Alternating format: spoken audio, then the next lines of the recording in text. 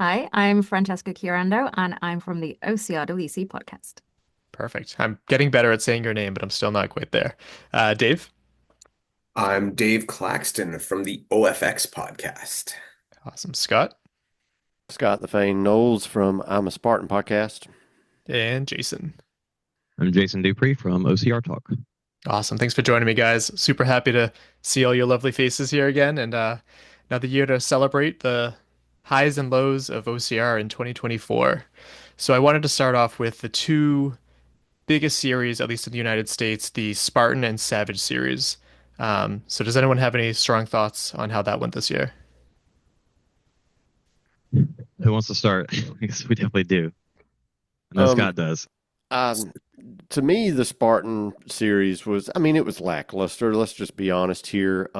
You had the first race, Jacksonville, home OCR, and most people were running a Lula that weekend that was anybody, but them not even having payouts for the first National Series races in Spartan. It wasn't going to bring a crowd anyway. So, I mean, and that was kind of, you know, we kind of expected it wasn't going to be great after they announced that, and we saw that was, and that's kind of the way it proceeded throughout the year. I mean, we got some better names as they decided, hey, we will throw some money at it. So it did get a little better, and so it was still fun to watch. Yeah, there were some great races there. But yeah, the overall series just didn't quite deliver as in the past. I think the year for Spartan, the Elite Series, was a transition year, and that was expected, right? They were switching gears, completely going away from the 3K back into this, more traditional model. And with all the comings and goings of the Spartan brass, it made it a complete transition year, and nobody knew what to expect. So it makes sense that not a lot of high-end elites were like, okay, I'm going to buy in and make this my major focus because they didn't know what to expect. So they wanted to go with what they knew what to do. And I think that's why. So hopefully, well, let's be honest, next year, I kind of expect the same. Because again, it's a transition year. They're shifting gears again. So I agree. Yeah. Yeah, I think the fact that I've stayed quiet for so long indicates that it left very little impression on me, unfortunately. And I think that's a fair point. It's a transition year. There have been a lot of changes at Spartan, and they're still kind of working through to keep improving things and hopefully get into a position of coming up with a solution that people really enjoy and they stick with. And it would be good to see series races be as good as they can be. But yeah, they're still kind of finding the solutions. Yeah, they definitely handicapped themselves at the start with the whole Alula situation happening, which somewhat out of control. I get that, but it it definitely soured a lot of people's expectations. Also, the fact that like there's not going to be payouts. Okay, there's going to be payouts. A little inconsistent there. And I think we all kind of agreed last year too that if they chose to go the route of not paying athletes for a year in hopes that they would, get their shit together and have a better year next year, that would have been nice. But they kind of did an in between this year. I think they panicked. Yeah. I think they panicked, and I think they should have stuck to the guns of saying, no, it's not a pay series this year. We need to get our shit together and make it better in the long run. And instead, when they saw what happened, which is what everybody said would happen, they panicked. And I think they needed to hold tight. And, I mean, it's easy to do. It's not my money. It's not, easy to say. But yeah, you gotta stay the course. I mean, you can't just jump. And that's kind of the thing that Spartan's done a lot is they get an idea, is a good idea. And then when it's a bit of a rough start, we pull the pin, you know. I think both series kind of suffered in the same fashion that you didn't have the top tier athletes that you saw in previous years. We still had some great races, great athletes, but there were just names missing. But this is also just something that we're seeing in general as time goes by. People move on to other sports, particularly hybrid sports, and sometimes they just stop racing altogether for different reasons. Um, Sometimes it is for money reasons, sometimes it's not. So that's a big part of it that Savage, I think, saw as well. I think we did see that with Savage, but we do this, don't we? Like, well, this person wasn't there and this person wasn't there, therefore it wasn't exciting. And then the people who have come in build up a name for themselves and get good, and then they be the ones who go, well, they weren't there, so it wasn't as. Whereas, Savage, we did the Savage coverage. I would say being fewer races, I think somewhere between the 3 and 7 would be better because 3 is not a lot of races, although not having the mandatory race is good. But yeah, there wasn't as much competition perhaps as there has been before. That's not to say the athletes weren't performing well, but it wasn't as competitive. But Yeah, still great races. when we say that they didn't have the people there, they didn't have the names that we know there. Like, for example, the Atkins, the Killians, those names. When we say they didn't have those names, well, those names weren't those names when they started out. Exactly. That's sort of like And people now we become have, people. yeah, they were starting to get some. I mean, when I think of two names that jump out at me, Brandon Neely and Balin Bean, Yep. really starting to make their mark in the North American scene. And if they can continue to give those guys reason to come, it doesn't have to be massive money, but give them reason to come, reason to be a part of it, promote them, help them out with their brand so that they can get sponsors. Then they're going to come, they're going to lure more, right? It's a rebuild. It's like when a team wins a championship and then falls into the shitter, you got to rebuild again, and that's where they're at now, right? They're kind of in the shitter. Yeah, we can definitely sports-wise expect people to cycle in and out, but it's people are leaving faster than they're getting good. So there's just the depth wasn't there. Yeah, But I think that's a been better there for word than years. competitive. There wasn't a deep field. I Right. think that's, yeah, I prefer that explanation. Well, I think a lot of the top tier athletes are tired of what Spartan's done to them. You had the pro team where a lot of them, got screwed, and you had winnings that some still haven't been paid out. And then what we know Spartan to be changes to this 3K series, and I'm sure a lot of people were like, nah, that ain't me. And then they change it back last year, but there's not going to be any payouts, so that's not intriguing to them. And you had Chris come in and make all these changes, and he leaves the company, and then they talk about, well, elite numbers and competitive numbers are down. Well, no shit, I mean, look what you did the past 2 years. It's been nothing but changes, and the Spartan that we all know and love, you just threw into a salad bowl and shook it up and threw it in the air. And so, yeah, but to the people that are hardcore that go there and race every weekend, like me, I'm not going to make any money whether they're paying $1 million to first place. I'm not going to get any of that. I'm never going to get any of that. I go to the races because I enjoy them. And I like the way Chris designed it by having everybody as one entity and not having the split divisions. It worked great. The diehards that go every weekend and race, they love this format. But now they're changing it back. So I guess they're thinking, well, we've really screwed stuff up. We better change it back so we can get back to where we were. So that's what I'm assuming is taking place now. But at the end of the day, you want these top tier athletes to go back, you're going to have to pay them. And we're talking about U.S. racing here right now. And I'm sitting here thinking about Europe, but Right. some of this has affected the other countries too, but particularly Spartan racing. I, for the first time, saw a full series of Canadian racing and Mexican racing. So it's hard to say if they suffered from it or not, because I didn't see how deep their fields were. Because I know I sort of followed them, but I saw them extra close this year because I was there for almost every race. But they were still great races too. Like it's different names, so I don't have any expectations. It was still good racing. But Francesca, you can tell us more about the European racing. It's a completely different game in Europe. Athletes are all paid. Competition is very deep. Races in individual countries, maybe if the people don't turn up, you'll see the names that you expect to see in the positions you expect to see. But we have had some really, really exciting finishes here, and those names then go on to place well in the bigger races, let's say Croatia or Trifecta weekend, which, let's be honest, we've seen some US athletes who perform very well go over to European races and have come in barely scraping top 30. So I think we do neglect to look at Europe a little bit because it's kind of, yeah, booming and doing really well. And we have pro team here.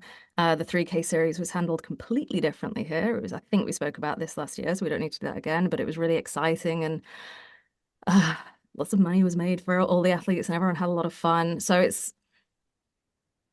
it's different because they're smaller, different countries and things are handled differently. But I think the scene over here is really, really exciting. We are remiss to not look at it as much as we could sometimes. When I watched the European stuff this year, it was fantastic. It was just, even when I didn't know the names, I could tell how good they were. And you can see like the top 10 athletes Mhm. are battling against each other. It's not just like, well, this guy will come first and then it'll be a bit of a battle for two and that's it. There's a field that you can go, when I have decks for coverage and they're going, well, I think it's going to be this guy and this guy probably, but it actually could be any of this 20 because we all know that they've got strengths. It's such an exciting field, and I wish there were a way to get more athletes together, competing more together than they already do. Because it'd be great to see everyone on the same field and see what happens. Watching. Fran, Go ahead, Scott. Sorry. Fran, are they still paying out for all the races in Europe, or is it just the I'm only series? I have no idea, and I'm only speaking. I only know about championship races, really. Oh, okay. That's all I work on. So I I should was know. just curious, but yeah, I agree. It's I can like find out. Yeah. when you watch the European racers, they look like that's their sport. That's all they practice and train for, and they know their craft well. I totally agree. It's fun to watch. Whereas over here, a lot of the racers that are really good, they've got stuff they're doing on the side, and a lot of times, if the money's right, they'll jump in.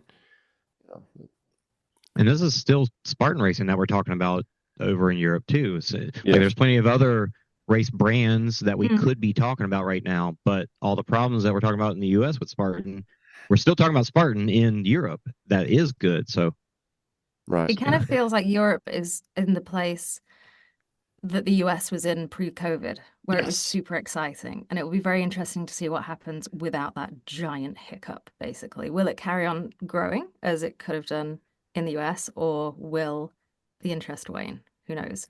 Like that's kind of where it feels like we are.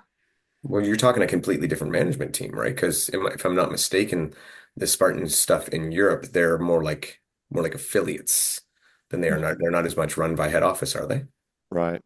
They're not affiliates, no. but No, they but are still from the top down. They are told certain things that they have to do and ways they have to do it. yeah, I understand that. But as far as for example, the management of payouts, I could be mistaken, but I don't think that comes from HQ because So that comes from Europe. It's a really yes, complicated, exactly. it's not a really complicated setup. It's a medium complicated setup, and I don't Yes. know what I'm allowed to say in No, no. terms of So so Canada, there's Canada used to be the some same. sorry? Canada used to be the same way. Okay. So on a whole, like the company is global, but then there's local management. I guess that's Yeah. a good way of saying. So everyone works together on some things, but then, there are teams in Europe that will have their team of race directors or ops, etc. At some point, they were actually franchises, but there are any of them still? Have no idea. Because, like you're saying, Dave, Canada, that was one that was, but now isn't. Yes. In Correct. terms Yeah. of Europe, I don't know. I don't think so. But I don't know, so don't take my word for that. And Spartan in the US too, there's been a lot of like turnover with a lot of the big names for the Spartan HQ. You think of, oh boy, and I can think of like four people off the top of my head, and it's affected the community a lot too. Has there been a lot of turnover with Spartan in Canada or Spartan in Europe too, for like any big names that people love? No, the guys who were running the show were running the show still. Yeah, same for Mexico. Yeah. Interesting. Yeah, because Hammond and Garfield, and people loved Bear, and people loved, We did have Johnny Waite, who was predominantly Right. our director up here, but he went to do his own thing. He wasn't let go or anything. He chose to go another path. And Yeah, then we had Nick Bertrand, who was head of the build crew and Johnny's right-hand man. He stepped up in his space. So it was a very logical progression. that's good. And then we touched on it a little bit too, but like the elite changes of how it used to be age group and elite, and then it was I loved competitive. that change. Okay, so what's everyone's Everybody thoughts did. on that? Yeah. Everybody did, but participation dropped, so they didn't.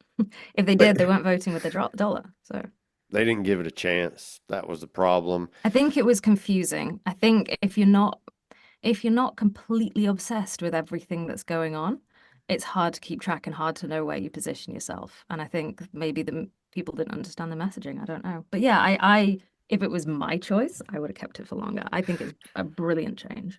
They didn't need to just change it 180%, be like, this isn't working, let's just go back to the way it was. They should have just tweaked it a little bit. The seating system that Chris designed was flawed and it didn't work. But at the end of the day, because nobody was abiding by the seed system, but at the end of the day, the races were getting done. They were getting done in a timely manner. And everybody that I was talking to in my space, they loved it. And a lot of them are bummed about it changing because, people that were scared to, run elites, hey, they got some top three podiums this year when Mm. they probably would have ended up running age group in a divided circuit. So a lot of people like this change. I just wish that instead of a half a year through and scrapping it, I wish they'd have just, maybe tried it one more year and just see if it played out and change that seed system to kind of the way they're doing it now. You got your first three waves, 250 people, it sells out, and then you go into the next wave. It doesn't matter what your age is, how fast you are. That's how it plays. It's first come, first serve, and it's a chip time race. It's just Mm. that simple. They could have done it, but they just decided to go back instead. again, I think it was a panic move. And I think that what they're trying to fix, it wasn't the result. It wasn't the effect they're trying to fix wasn't caused by the problem they tried to solve, essentially.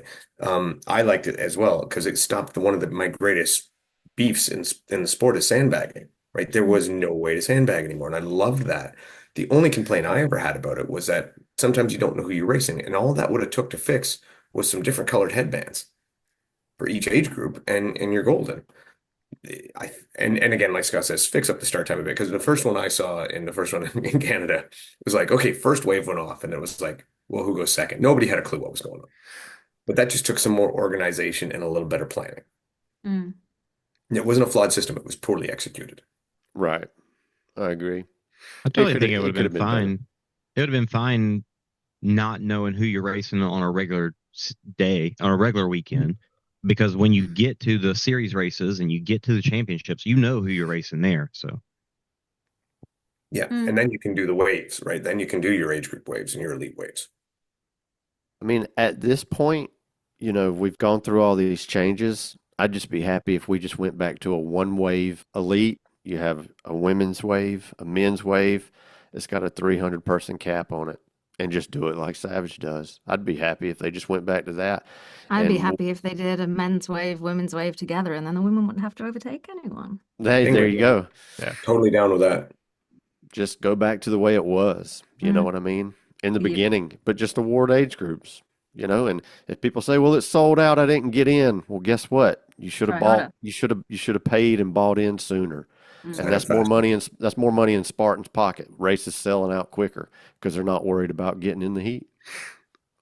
And I would just love to see the start lines not be empty. I mean, I think this was a healthy year in terms of the start line looking good. I wonder that when they make this change, how it's going to look next year, just very bare and like, oh, this is a serious sport. And that's, I don't know. Well, people are going to want to run where the competition's at, and if they know they're not a top three or top five, and like me, I mean, there's no way I'm going to get a top three podium. Maybe in an ultra, maybe, but I mean, they're going to run. I'd rather run with a bunch of people than 10 people and 8 of them are in front of me and I'm never going to see them the whole time during a 2-hour race. That's not fun. That's not racing. No, man, I'm going to run age group where everybody's at. Everybody's having a good time joking around and racing.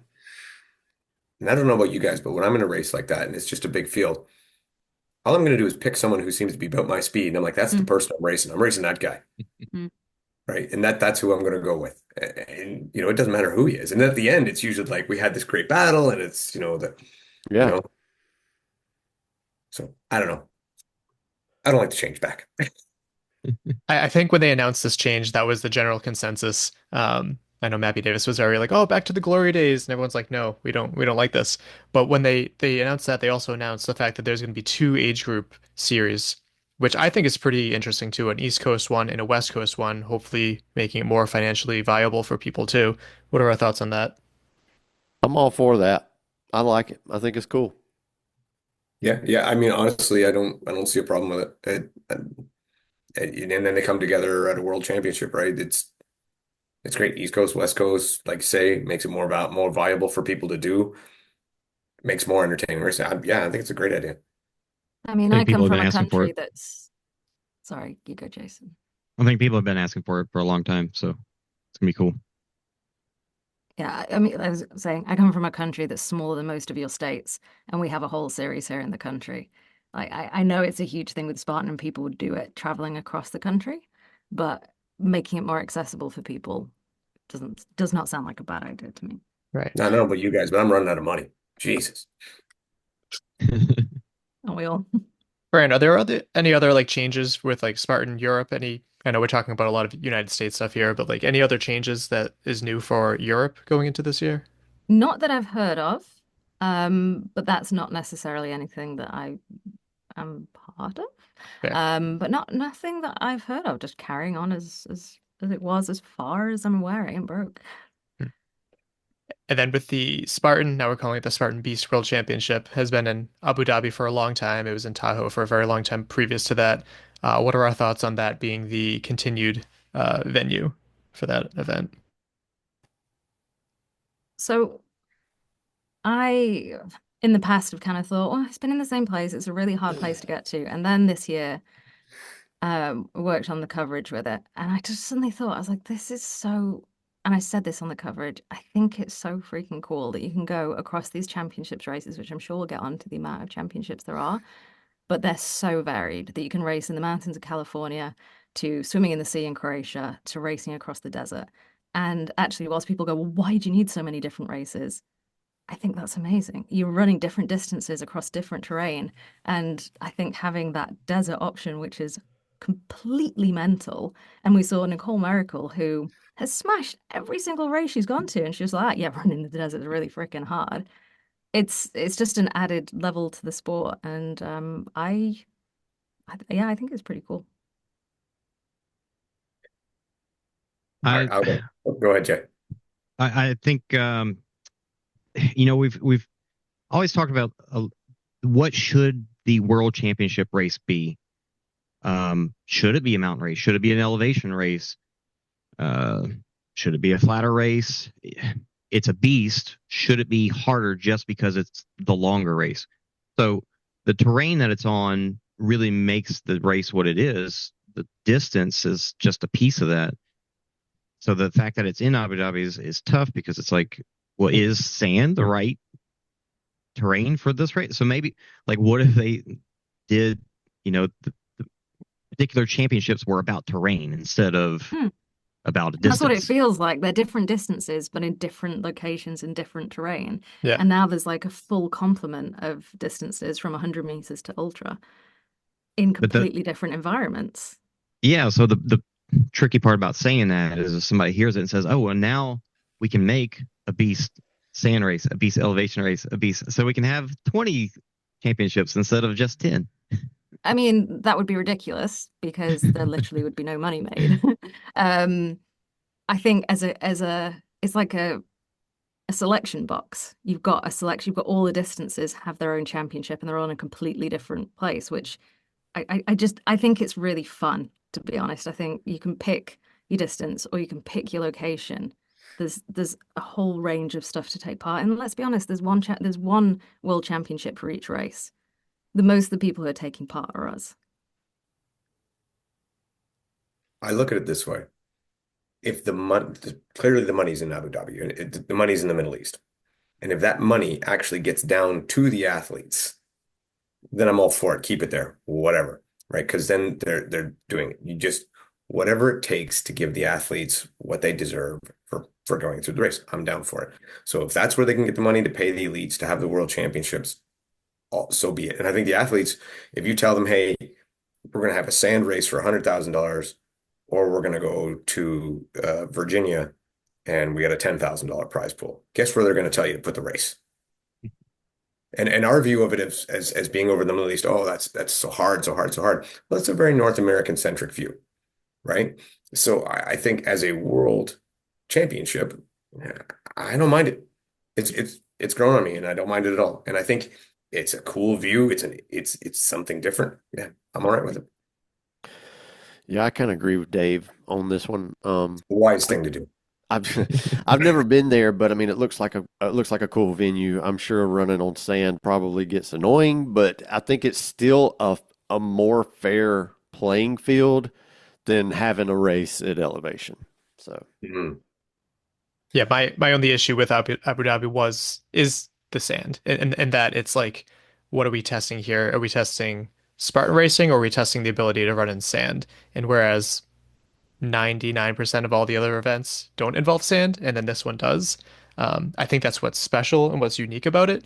But at the same time, it feels weird to have it be like the world championship. But yeah, you're right. It's not uh, as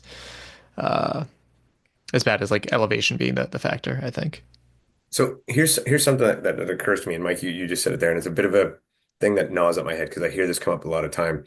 Is what are we testing? What are we testing? What are we testing? Quite frankly, I don't give a fuck what we're testing. It's a goddamn race, Fair. right? And that's the race. This is the race. What are we testing? We're testing who can get across the finish line first. That's what we're testing. And we're So testing it in different ways. Because as yeah, well, if we had different championships in all at the same elevation, all the same kind of train, people would be like, well, this is boring. This is just the same race, but 5 kilometers longer. Like it is, like I say, we saw Nicole Miracle, who has smashed every race she's gone to. And then actually this was different for her. This offered her a new challenge, which I'm sure frustrating, but for an athlete, exciting. And it's just like Croatia and West Virginia. Those races stand out because you have a long swim in it. So, I mean, the people that aren't strong swimmers are going to hate those races. So it's kind of like the people that aren't good or used to running in sand, they're going to hate running in sand. But, you know, but I mean, that's going to be every race. I mean, it doesn't matter where they have a world championship race at. Hopefully it has something that puts everybody in an advantage or everybody at a disadvantage. It makes an equal playing field. It is a frustrating thing about the criticism that Spartan gets because people have gotten to this point where they want to put it in a box and say what it's supposed to be. Spartan's supposed to be this.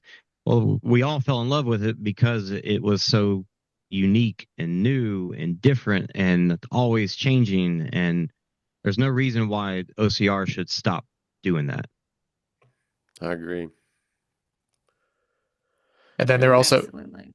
And then they're also sorry. introducing the Super World Championships, which is a first. A lot of people complaining about, oh, there's too many championships. I don't think that that's too much of an issue. I'm glad to see more people praised for what they can do well in different distances. But what are our thoughts on their decision to have it at Mammoth Lakes? Fran probably has to step away from that one.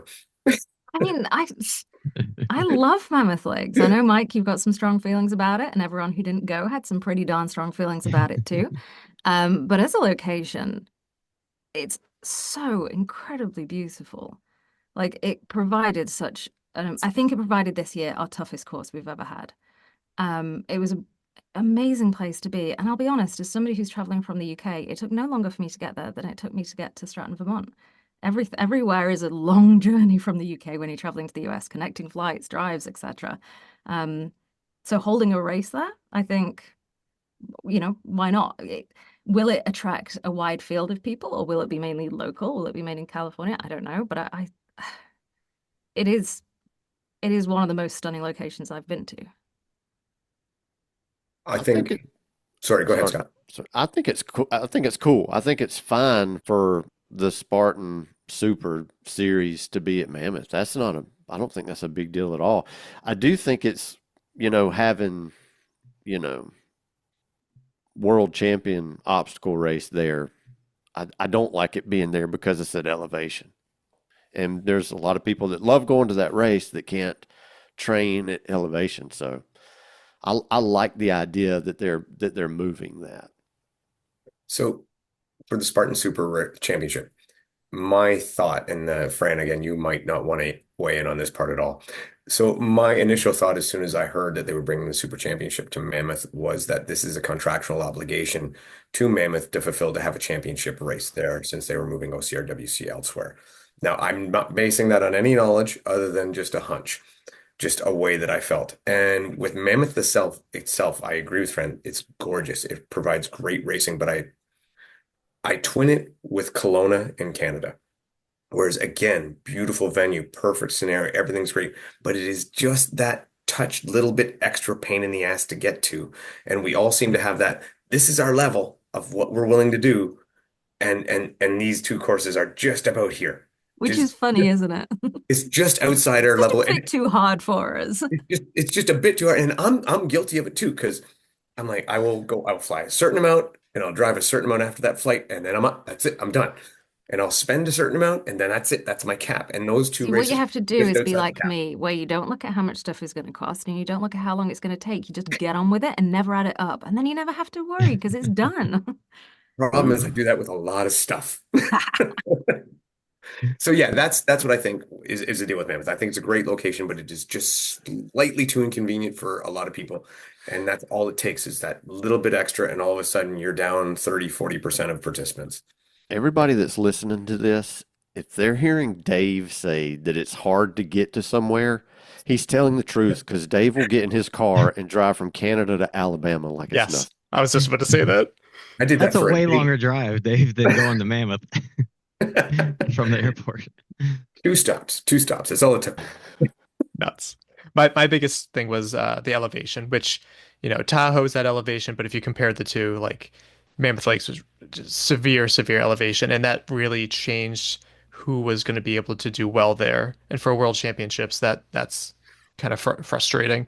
But I view that the same as the sand. I view that the same as the sand. It is what Right. it is. Same. It's a competition. It's tough. Yeah. I don't think our conversation here on this kind of sport should be, is it a bit too hard? Is it? Are we putting people off because it's a bit too tricky? But is it worth the drive? Like if Have you been there? well, I've never been an elevation like that, and I wouldn't want a world championship to be the first time I do elevation. That sounds like a horrible time for me. I've heard of horror stories of people having elevation sickness, and And then I come I from have sea level, literal sea level. same. And I don't know, maybe Yeah. it's tough, but I also have a history of like lung issues. I think I talked to you about that too, Scott. That Yeah. was like a concern too. And like when you're going all out, like you taste blood when you're running. oh, and very that's- quickly, Yeah. very quickly. I love Yeah, that. because I have asthma and certain things trigger it, and that's also one thing I've heard. If you have asthma and you go to elevation and push hard like that, sometimes it will trigger it, or you'll have harder issues than other people will that don't have asthma. I'm yet to do a race at elevation, so I haven't been able to find out. But You should So I've go to got- the Super Championships. I got think two I would thoughts I wanna- probably pick a different venue before I went to that one. Maybe Utah. I got two thoughts I want to add to it, and I want to preface with like I want to keep putting this out in the world that we don't need to put OCR into a box. Like all this, that venue is bad because of XYZ. Let's just stop doing that. Let's just say there's other reasons why the race can be bad, but where it is, distance is one thing, but anyway. So I'll continue to say. I went to Kelowna twice. I went to Mammoth twice, and I went to Stratton multiple times. Stratton and Mammoth are about the same distance from the big airports. If you go to Boston, it's the exact same 6 hours. distance drive. No, it's 3 hours. 3 hours from Reno, 3 hours from Boston. Okay, I drove in the dark in the rain with no headlights on. It took But me a you very long came time. from Los Angeles, Uh-huh. Los Angeles, yeah. Yeah. So yeah, you had a 6 hour drive. It depends on how Kelowna, bad the traffic is leaving Boston too, is Fair. how your trip will be, because you can get an extra hour or 2 hours in Boston traffic to get where you're going. and I didn't experience that in Mammoth, and I don't think it would be like because Reno's not crazy big, but yeah, Kelowna's the same way because getting out of Vancouver it can be nuts, and it can be a 6 hour trip, and it was a 6 hour trip this last time I went. So Kelowna is literally double the distance sometimes. So that's very understandable, and I am understandable why they're not going back there. The second thing I want to add to it is that while Mammoth is at elevation, Stratton has way steeper hills that they put you up. And they take, they've OCRWC in particular has taken us from the very bottom to the top like twice, like, the whole way. And you actually don't get that at Mammoth. It's a lot more gradual climbs.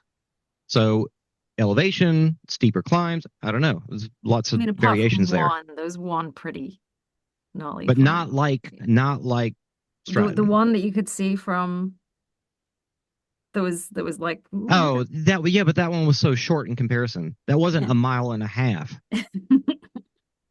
or 2 miles or whatever Stratton was. It was nuts. Mm. Fair. I think a big element is like how well are you able to like simulate it in your training. I feel like that's a big factor.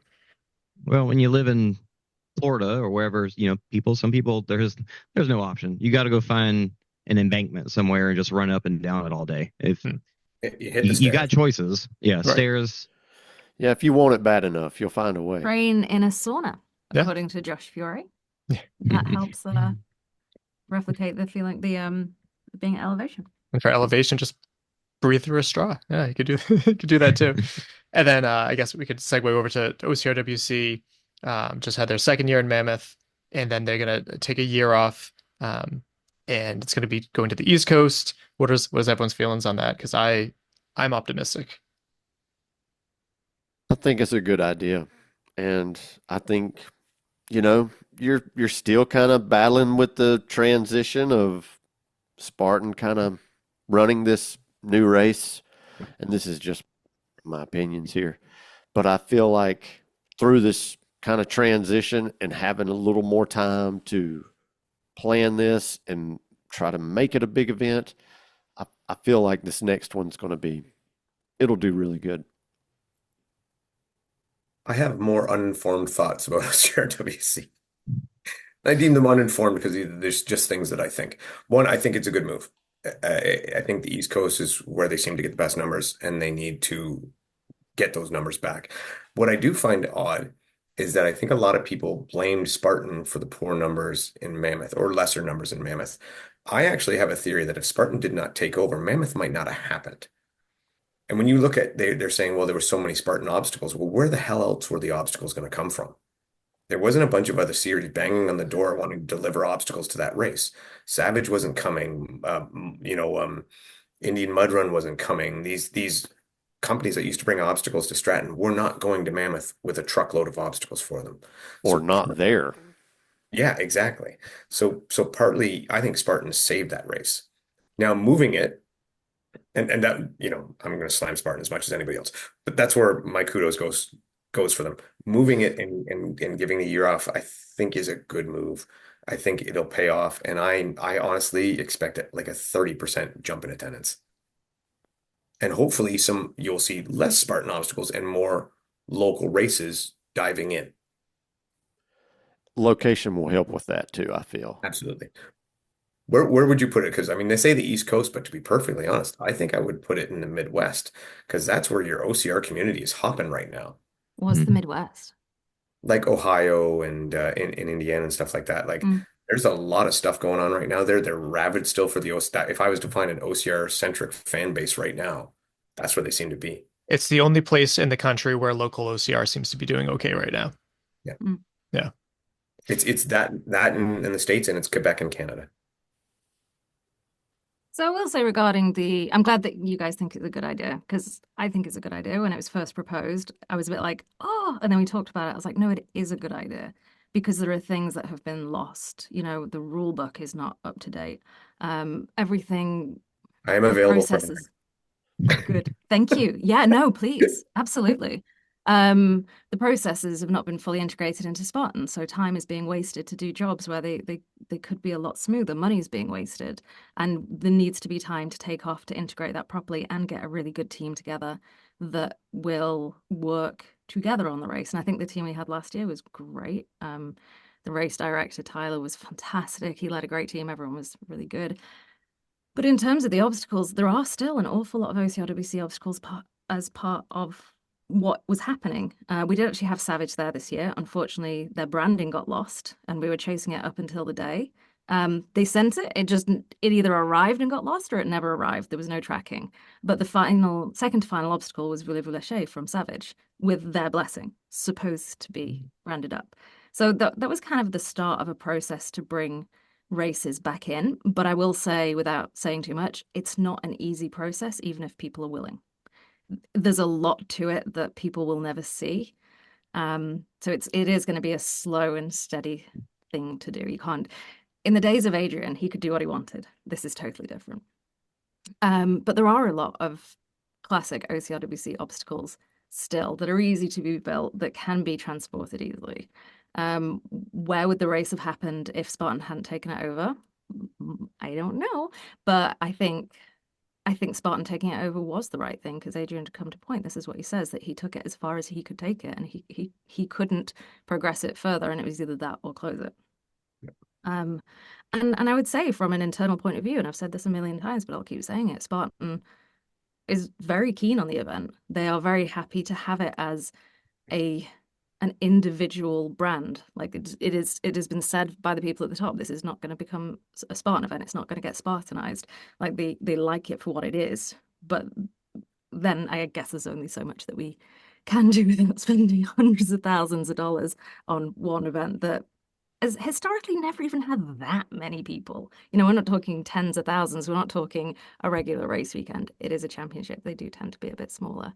But I'm glad that the overall view is that that people are pleased about it, because I think it will pay off in the long run. And there are some exciting things coming as well that I think will make people happy.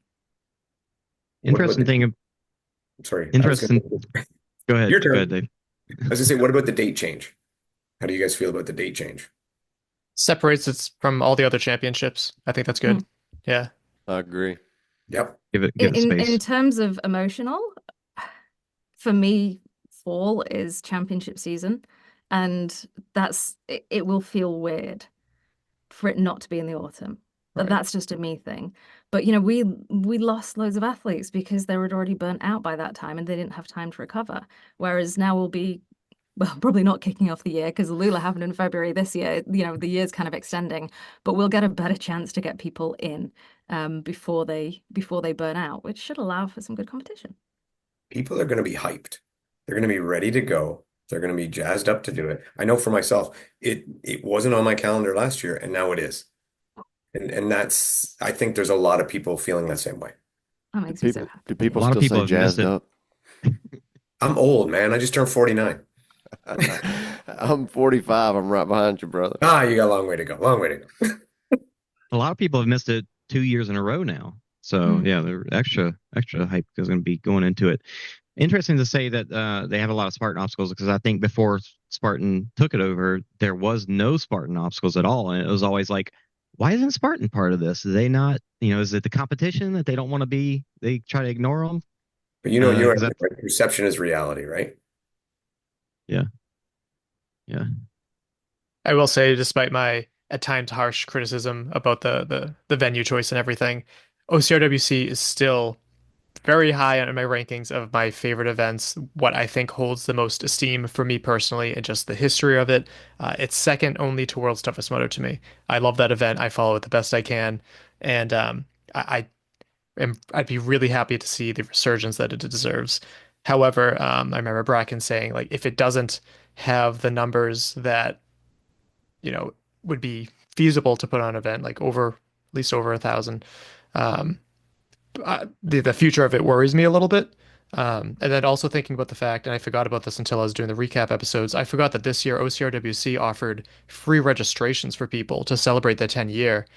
And the fact that despite that, there was still low turnout numbers for Mammoth has me a little upset about that too. Mike, it's you also left out the fact that you proposed to your wife at that event, and that's why it's one of your most favorite events. That too. You forgot that part. But that's Make why I note of chose it. that you forgot that. That's why I chose it as the place to get engaged, because that's how, like, that to me, Spartan of course has their world championships, but that's Spartan racing, which is still hugely important. That's why we spent the first like half hour talking about it. But like for OCR championships, OCRWC was always first and foremost for me. I love it so much, and I feel like a proud parent, even though I'm not his parent. But yeah, I mean, that's not been said. It's not been said you've got this year to turn it around or else, but I certainly have the same worry. Right. It feels like to me like we've had a bit of a chance, and now we really have to pull our finger out and make it work. And I think it's going to happen. I hope so, and I hope everyone will support and get behind it and realize that, there is a very genuine risk, because why would Spartan plow money into something that's not going to make money back? Ultimately, things are a business, and as wonderful as it is, and again, this is not the official view. There is nobody internally that said this. This is just my thoughts and fears. But yeah, I think it's a tough market out there, so there's only so far you can go. Even optically, despite what the reality is to travel to these locations, hearing that it is going to be on the East Coast, assuming that that's what ends up happening, I feel like will be a huge boost to Europeans that have been, the biggest market for OCR right now in terms of just the overall people. I think that's going to be a huge boom to it, and more people are going to be interested in like East Coast. That's closer to us. It's going to be less of a pain. Less elevation because East Coast doesn't have that kind of elevation here. So yeah, I'm really hoping. I'm excited for that event. I know of 6 to 7 high-level Canadian elites who did not go to Mammoth who are planning to go to OCRWC when it comes back. And I mean, Beautiful. like high level. Brilliant. Fran, do you know what the venue is? Can't say what. Fran, we have So $20. Do you know what the So venue you do is? know, you just won't tell us. I am committing to nothing. There. Moving Talking on. about where Oh, it sorry. should, we're talking about where it should be. It's interesting because now it's gotten to this level of such extravaganza. You've got basically a city that is supporting the race, and hotels and food places and all that stuff. And it didn't start out like that. You had I wasn't in Ohio, but obviously it looked like it was out in the woods somewhere. King's And it Domain. kind of yeah, Yep. and so it kind of grew into what we expect now, but London was the same though. it was less. Yeah, so Blue Mountain was fantastic. We all agree that's just an incredible location, but also one I think we should never go back to, because everyone would expect it to be the same. And even if it was exactly the same, people would say it wasn't as good. So I think it peaked so much you can't return. London was at Nuclear Races, which is in Essex, which is on the outskirts of London, which is, I mean, 20 minutes drive from a town, but you're not walking around a town, you're in the middle of nowhere. And the setup was fantastic. There was this ginormous tent and a ton of vendors, but that was a different setup. It's only with Stratton and NORAM champs being there, which solidified it, that people have gone.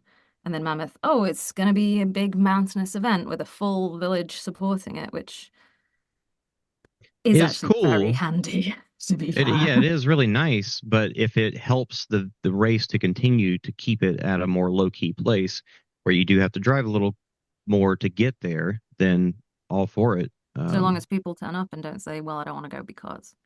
Yeah. I mean, if that might even add to the feel of it, making it feel more like it once did. I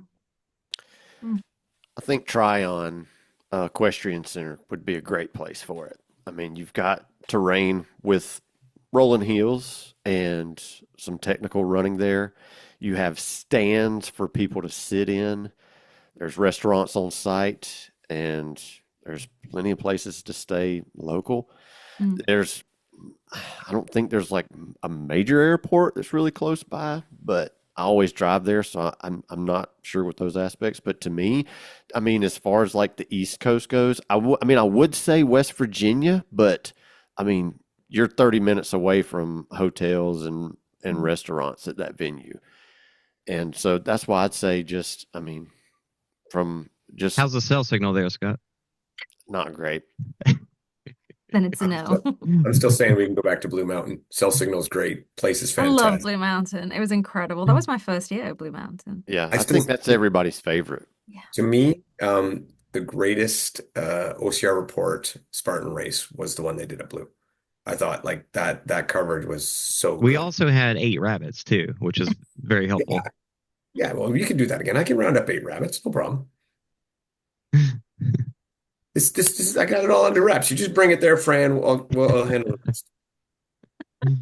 So moving on to another World Championship event, World Obstacle put on their second event in Costa Rica. They had their first try in Genk, Belgium last year. They had their second try this year. No shortage of issues. Some I don't want to put my finger on the scale too much. Whatever. What is everyone's thoughts on World Obstacle this year? Hmm. No comment? Mhm. I didn't go to either of them, so there's only so much that I can say as a person that didn't attend. It's just all the stories you hear about the issues on course, things not being finished, which we've experienced that at multiple races before, but the way they weren't finished causing confusion. And this is not just from the elites either. We've heard about this stuff from the kids races, the young, not kids, but the No, really we've heard about it from the the kids' younger. races Was where it the they were kids put race? in danger. Well, the kids are the younger age groups, but there's so many stories that came out of it. It's just kind of hard to ignore. It's hard Agreed. for me to be objective, but I will try. And the only thing I'll say is there are a lot of situations with athletes that I respect, admire, and like very much, that feels very unfair.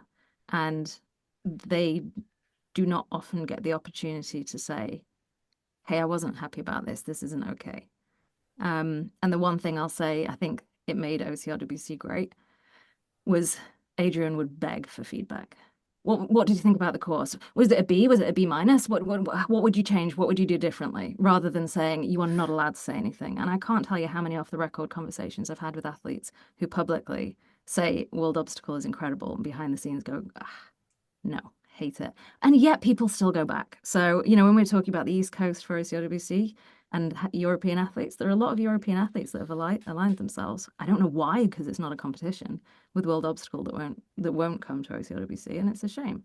They'll have a great event this next year because it's in Sweden, and Sweden will do a great job. But that's nothing to do with World Obstacle. And hopefully athletes will either stop turning up if it doesn't work for them, or it'll get better. I have no problem with competition. I have a problem with athletes being treated badly. Real quick with leadership. You talk about Adrian.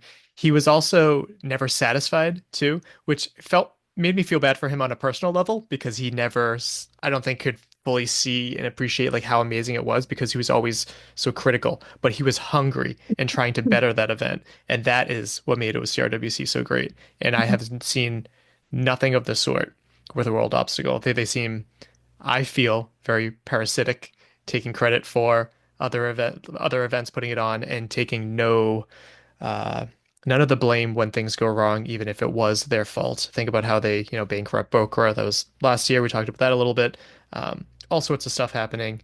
And yeah, they take all the credit and none of the blame. I think the bit that they do well, and this is what people fall for, is they put on a good spectacle. So we saw the Dubai event with tons of branding. People love that. Like, we can all buy flags. Yeah, they cost money, so you avoid doing it so you can pay people better or pay more people, so that the obstacles can be built on time, so you can actually have a damn course to race on and not end up falling out with all your mates. But if you want flags, that's easy. Putting on a tough course and getting it done and making it safe, that's the hard bit. But people are impressed by the flags, so what can I say?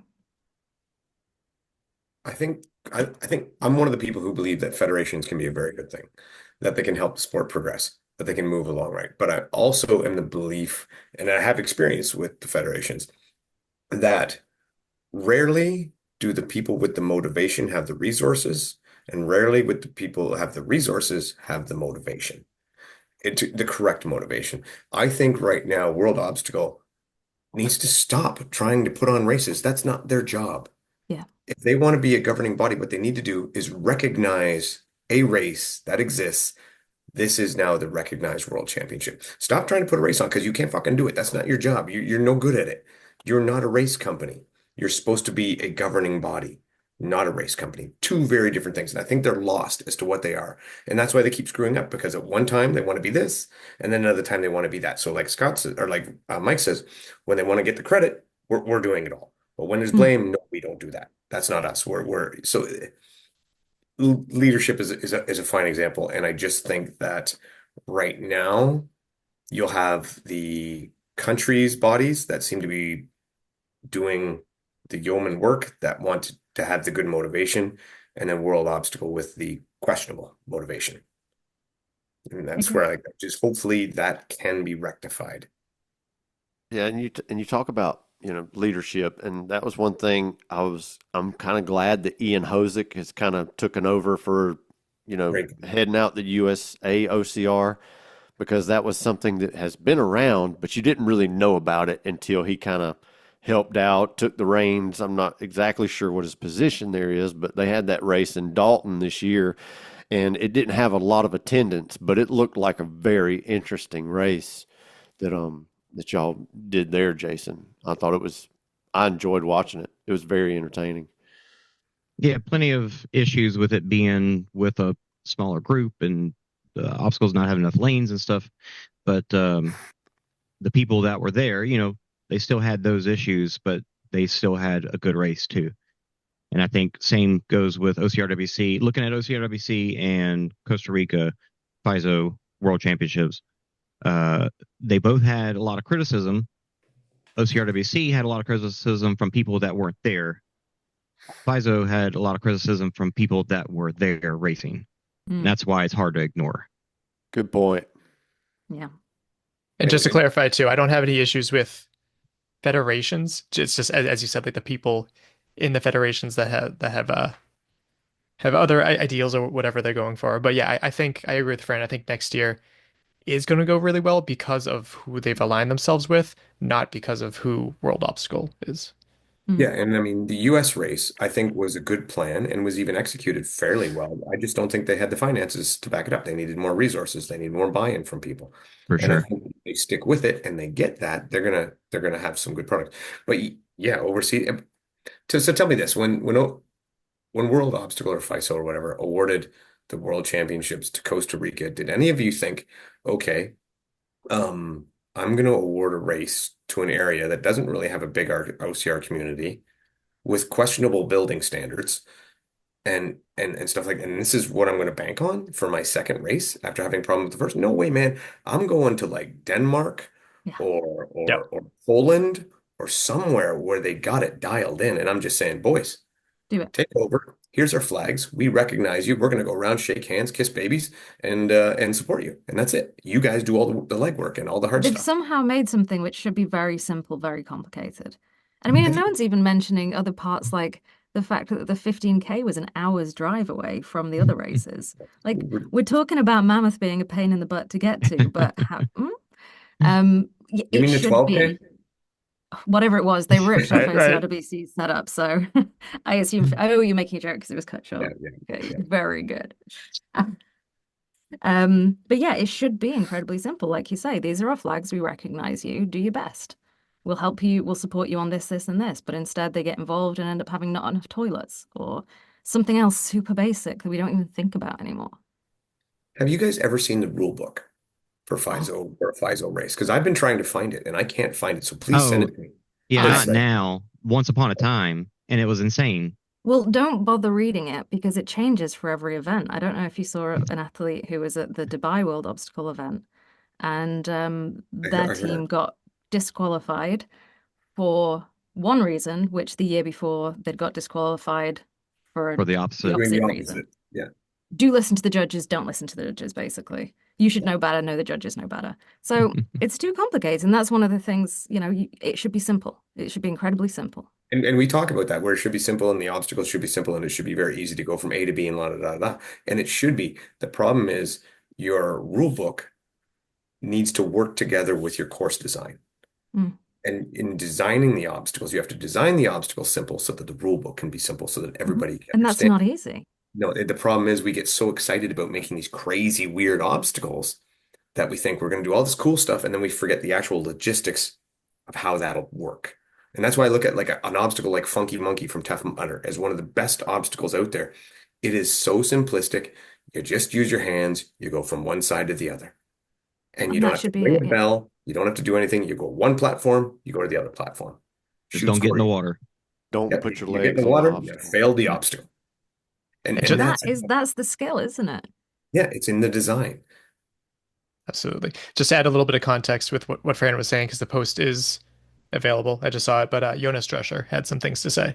And I highly encourage people to go and check that out because what he said is pretty damning. And it goes to the rule book, which all been harping on for a very long time. The athletes have been very upset about that.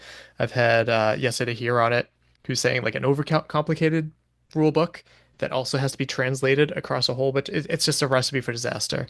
And their inability to stay uh, to not be able to keep the rule book the same. And not that it should stay stagnant, because as you said in a recent episode, Dave, like you have to adapt and change with the times. But like it is just so I'm just amazed that they continue to be supported in such a way Mm. that I'm interested to see what It happens this feels year. fishy somehow. I'm like, but Yeah. how? Because everyone is so critical of everything else that everybody else does. This isn't any other brand. Like everyone is super critical of every brand out there. What am I missing here? What's going on that there is such support for a clearly subpar product? I think It's it's hope. they're just trying to get on their good side because they think that eventually like they will be the important ones. And it's like, oh, you remember we were always like buddy buddy, and Oh. yeah, I don't know. I think it's just hope. They're just hoping They don't have for hope for anyone else, though. Because we they're got new, we though. got We We hope have had to for see them everybody. burn. we had hope for those people years and years ago. Yeah. I think it's they take it to a town that probably needs income and they sell them on this race saying, hey, we're going to bring this race here. We're going to bring this to people here. They're going to spend money in your town. Can you support it? Can you help us put it together? And inflate the numbers like there's no tomorrow. Right. Exactly. Is the 3-band system on your list of topics? Oh God, I can't. No, let's get to it now. Yeah. So for those Listen. unfamiliar, it's not mandatory obstacle completion. It's not penalty loops. It's not The worst burpees. of all worlds. It It's a is little that bit pregnant. it's that every obstacle is created equal and every penalty should be the same. And if you fail an obstacle, you lose a band and you have to do a penalty at the end. But if you do a penalty at the end and you forget to grab your wristband, you're disqualified like Ida Matilda Steensgaard. So thoughts on that? No athlete should have to think. Well, the Basically. reason I brought it up is because we were talking about the rule book and it being so complicated and how talking to the judges on the course gets mixed up and all that baloney. And it needs to be simple. This is the most complicated system of any race that probably exists. And it's just silly. And They're trying to reinvent the wheel. well, I heard at USA OCR from the racers some people that had positive things to say about it. So I can see their reasoning, but it's still too complicated. Even if it's good, it's still too complicated.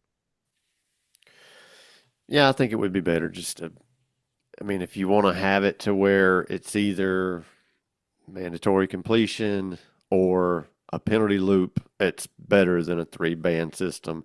And I was going to say that in Dalton at the USA OCR race they did there, it looked like it worked well, but there wasn't a lot of people there, and you only had, you know, A handful of people having to do the exchanges with the bands and all that. Yep. you didn't have a bunch of different countries in the mix trying to understand these rules and people, you know, Language able barriers. to give them exactly. Yeah, language barriers. Thank you. They also didn't have any lanes to allow like multiple attempts on the obstacles there either. And that's something that, again, it all speaks to design. If you design a course well, you don't have to add this arbitrary, like, all right, and if you can't do the obstacle, you have to do this stupid penalty loop thing at the end. And it's also not like an Everything about it enjoyable just feels experience. like they've taken an Watch. idea which worked really well, and then they've got a child to just like throw crap at it, and it's incredibly complicated. It's like it sounds like really weird. My sister used to make up car games in the car, and it would be like, I'll count this many numbers, and then you'll count this many letters, and then once we get to this number, then this, and then this will happen. It's like, no, keep it simple. And it's just they're overcomplicating it to reinvent the wheel, to differentiate themselves, and it ain't working. I don't think it works. Not so hot take. Every elite obstacle course race should be mandatory completion, including Spartan.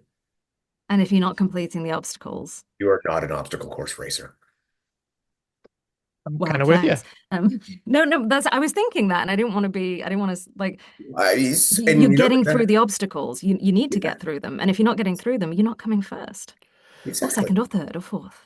And I agree. I agree with you totally, especially if it's like a championship race.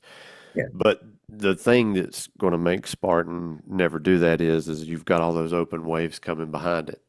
Open And waves are you're gonna different. have You want to give open you're waves gonna burpees. You want to give them penalty loops. You want to do right, but whatever you like. what I'm Fire talking about away. is you got people you got backups on obstacles because people can't get through there, and then you don't have enough lanes, and that's the reason why Spartan isn't going to do that, and probably A lot of They those people really people are, skip and their. they don't know it.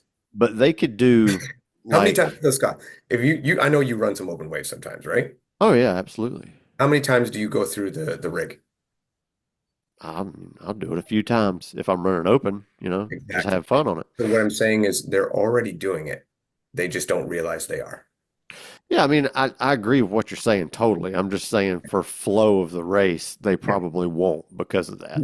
Yeah, and Now, but if saying it's their excuse for that is null and void because people are already doing the obstacles multiple times, even though if they fail in the open waves. In the elite wave, I stand by what I said. But in the open wave, like I said, if they said to you, if they said to me, we can't do that because people will have to keep trying and trying and trying. People are already trying and trying and trying. right, You're already getting it. It won't change a thing. but I think when you've got a competition there, it's going to get a little bit different.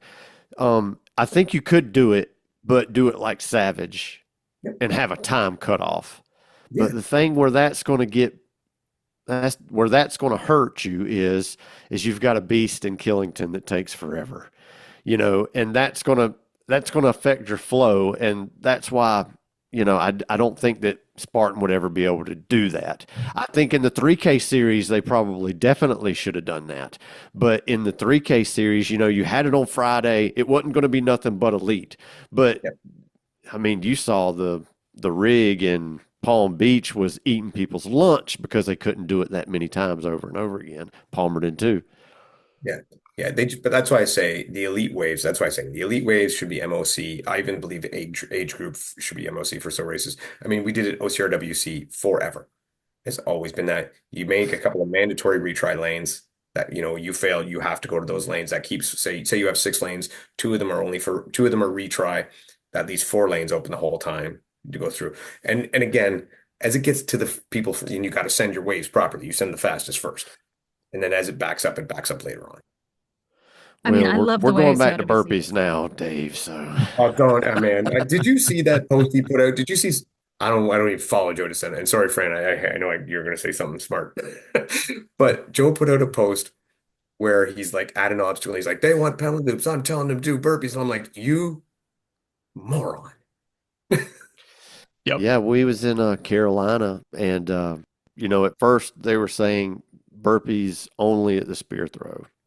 Well, in Carolina, they had it on multiple obstacles and no cameras there. It was all honor system, just like back in the day.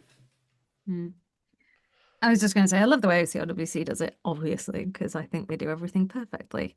But I don't think Spartan should change. I like that it's different. I don't think every race should be the same. And we've seen some really exciting instances just this year of the penalty loop or burpees changing the result of a race.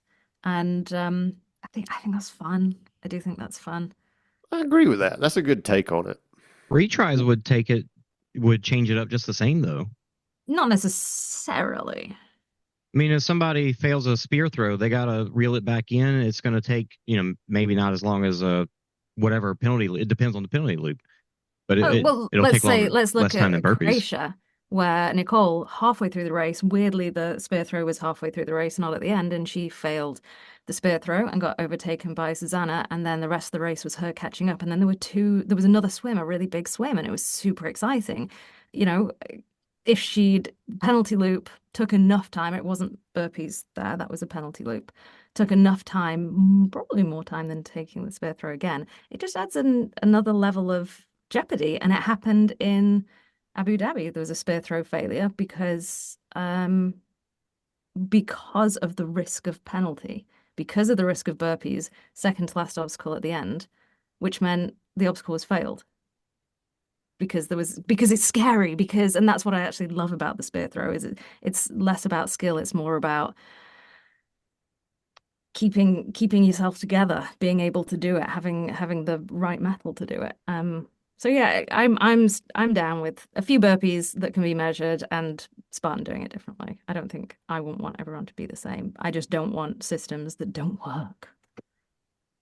I like that OCR offers all these different opportunities in general.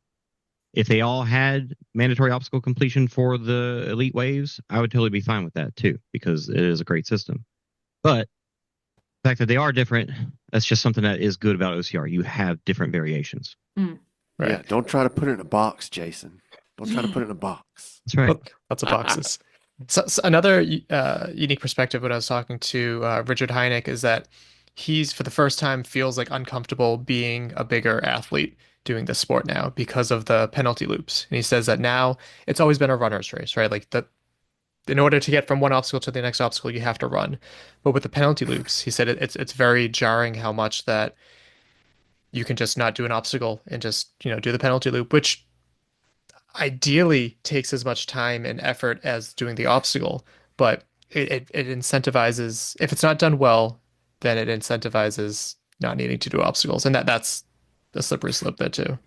We had Yeah. a race here in the UK back in the summer, and it was on the women when they were running. The final rig was maybe 30 to 40 meters from the finish line, and it had a penalty loop, and it was a tough rig for the end of the race. And the woman in lead missed the rig, and the girl behind her was not that far. And I want to say she completed the rig, but the penalty loop had a crawl in it. It wasn't a big penalty loop, but it had a crawl. It wasn't just running, and it was so freaking exciting because they were sprinting together to get across the finish line when before that hadn't been the case. And I think the lady in front still finished first. I want to say, yes, she did. She still got first place. But That's having just that timing, additional... though. That's not because of the penalty loop. It's just because it's just coincidence. Like if she would have been a little bit faster and then she got on the rig and the other one just did the rig, they could have been on the rig at the same time. That would have been even more exciting. Well, I'm saying if the other girl, well, that's what I'm saying. I mean, in a different coincidence. situation, a million things could have happened. I'm talking about one specific situation, what actually happened. Yeah, but And seeing somebody come out of a Jason. penalty loop, seeing somebody come out of a penalty loop and the other person finish in a rig is way less exciting than seeing two people on the rig at the same time. Okay, well, I was there and I found it very exciting. Well, no, I'm not saying it's not exciting. Saying it would be more Jason. exciting. So I sent you the video. It was if they're fun because both we were on the all rig. standing at the end screaming because it went from a surefire win. It went from a surefire win for Andrea to is she going to do it? And Jade had come back from doing lots of high rocks, so she was a return, and it's that level of jeopardy that doesn't necessarily exist. I'm saying that wouldn't have happened. It's not because of the penalty loop. I think you've missed my point partly, though. I was saying it's not just a running penalty loop. It was a tricky penalty loop with a crawl. That is good to see. If it was running, Andrea would have run through it lightning fast. Like, she has no problem with running. But it wasn't just a running penalty loop. There was still like a small obstacle thrown in there. The problem with penalty loops or burpees or any other penalty system you can come up with is it takes management and it takes logistics. Mandatory completion is simple, it's pure, and it's who's the best at the running and who's the best at the obstacles, not who's the best at penalties. And that's why I stand by what I say. Every elite OCR race should be MOC.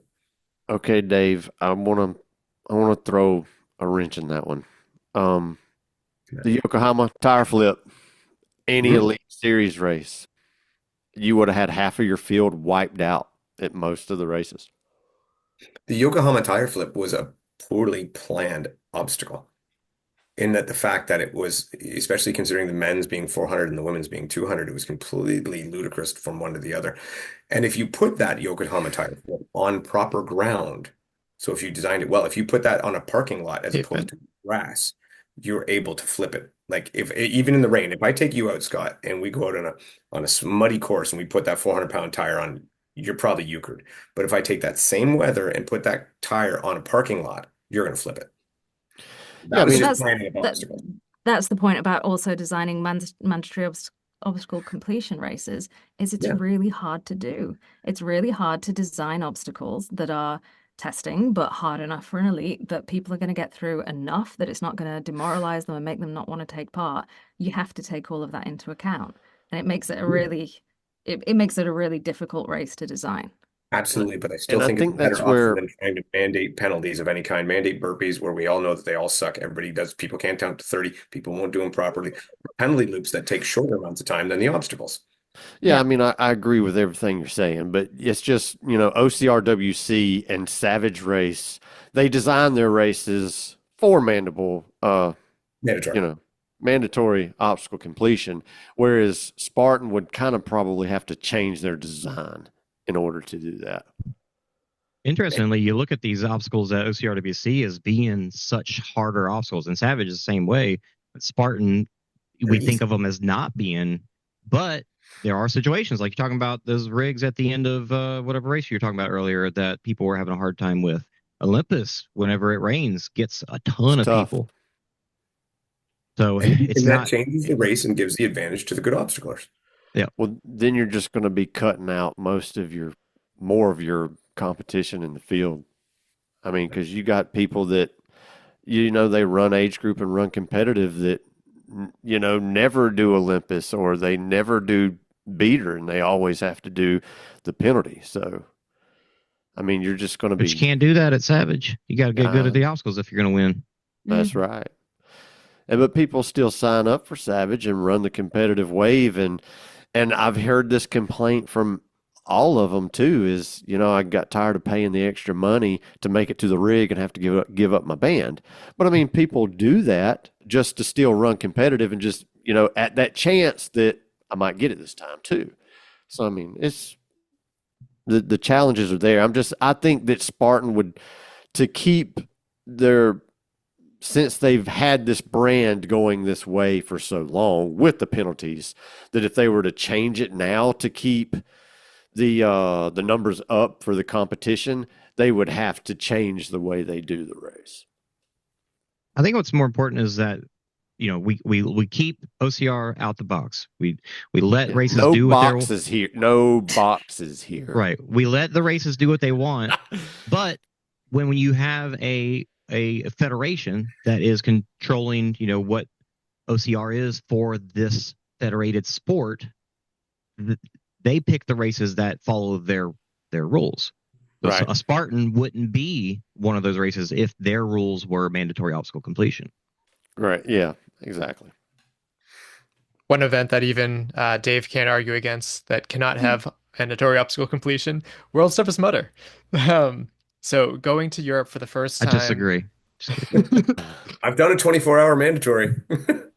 Oh yeah, like platinum rig. I really wish that would have happened. 24 hours of shale hell. Oh, that's right. Yeah.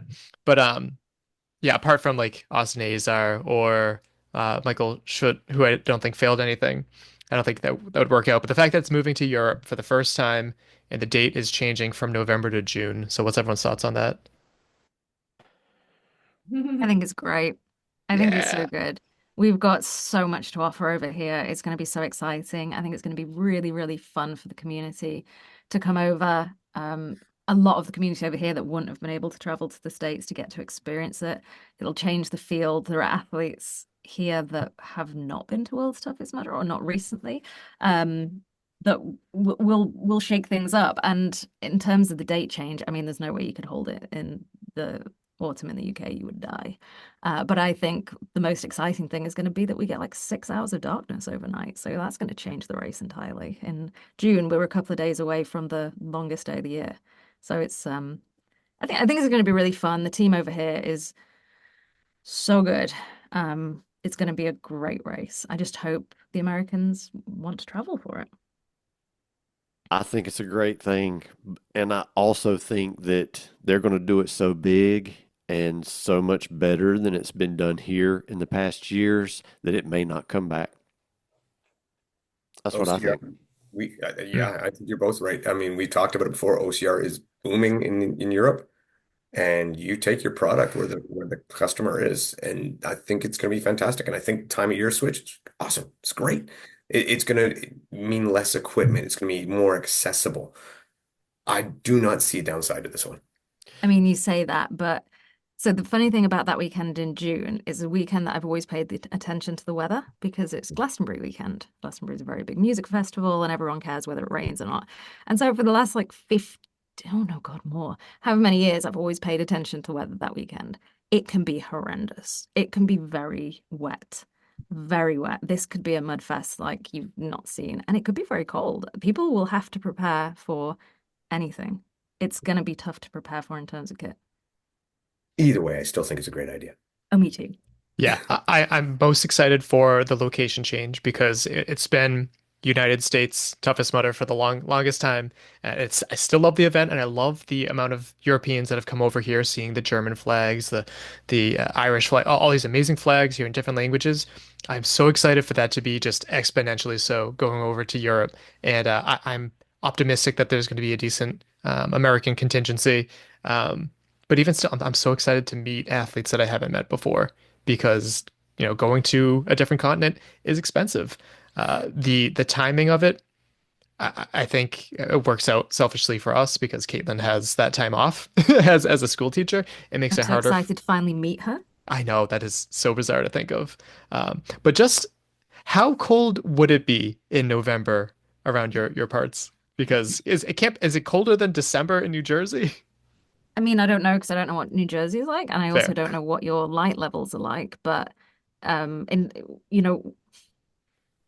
November's not our coldest. Like everywhere, January is the coldest. Right. But yeah, it can get really freaking cold and very wet. It's the wet you've got to worry about. This is one of the reasons why I hate OCR running it myself, is I got terrified of being wet and cold. It's freezing. And if you're thinking of doing that overnight, and it's a long night come November. It's, if we're talking 6 hours of darkness in June, we're talking sun going down at 4:30 here and not coming back up till 8:30 in the morning. So it's just freaking depressing and cold. I think it wouldn't be fun in November here. Fair. Yeah, I just figured I'd ask that too. But yeah, I think accessibility, if it is accessibility for Europeans, accessibility for, I mean, apart from the wetness, if the temperature is better, I am so excited to be going. It could be baking hot. You don't know. We've seen a UK version of OCRWC, so this is going to be very cool to see a UK version of World's Toughest Mudder. And I dare to say that, I think the highest World's Toughest Mudder attendance was 1,200, 1,400, maybe somewhere in there. Vegas. So it's a good chance we could see more than that. Be very interesting to see what it looks like with I wonder if they would cap it at some point. I don't know. Like 2,000, 3,000 people. How many can you fit? That would be badass. Yeah, it would. Having that many people. I also agree that if it does well there, I don't see it coming back. And if it does come back eventually, I mean, how many years has it been in the United States? So 10 plus years. So yeah, it could take a while to come back if it ever does. But I'm very excited for the Europeans, and I think it's going to make a lot of money, and it deserves to. Europe's Toughest Mudder was running really well. The course was fantastic. The people there were fantastic. So I don't see this being any different. Yeah. Got full trust in them. And they have got to have in a US version of Coach's Corner over there. And I mean, we all know that they do techno over there way better than we do it here. So that's got to be badass. I really hope they'll come up with some ridiculous British things, especially with it being an actual castle. So Right. And I also hope that they have some of the American like the Sean Corvell or Clinton. It sounds like they're either going to be getting either of them, but I'm excited to see I don't know who they have in Europe. So They have Fran. Fran could do what Sean does at the start line. we she have a could Fran. not. She could not. She absolutely 100% cannot. Start working on it now, Fran. I'd love to see a penalty that is throwing darts, and you got to hit a bullseye to move on. Nice. You can get Velcro dartboards, can't you? Nice and safe. Oh, there's the soft tip ones too. You can get those out there. That's a good idea.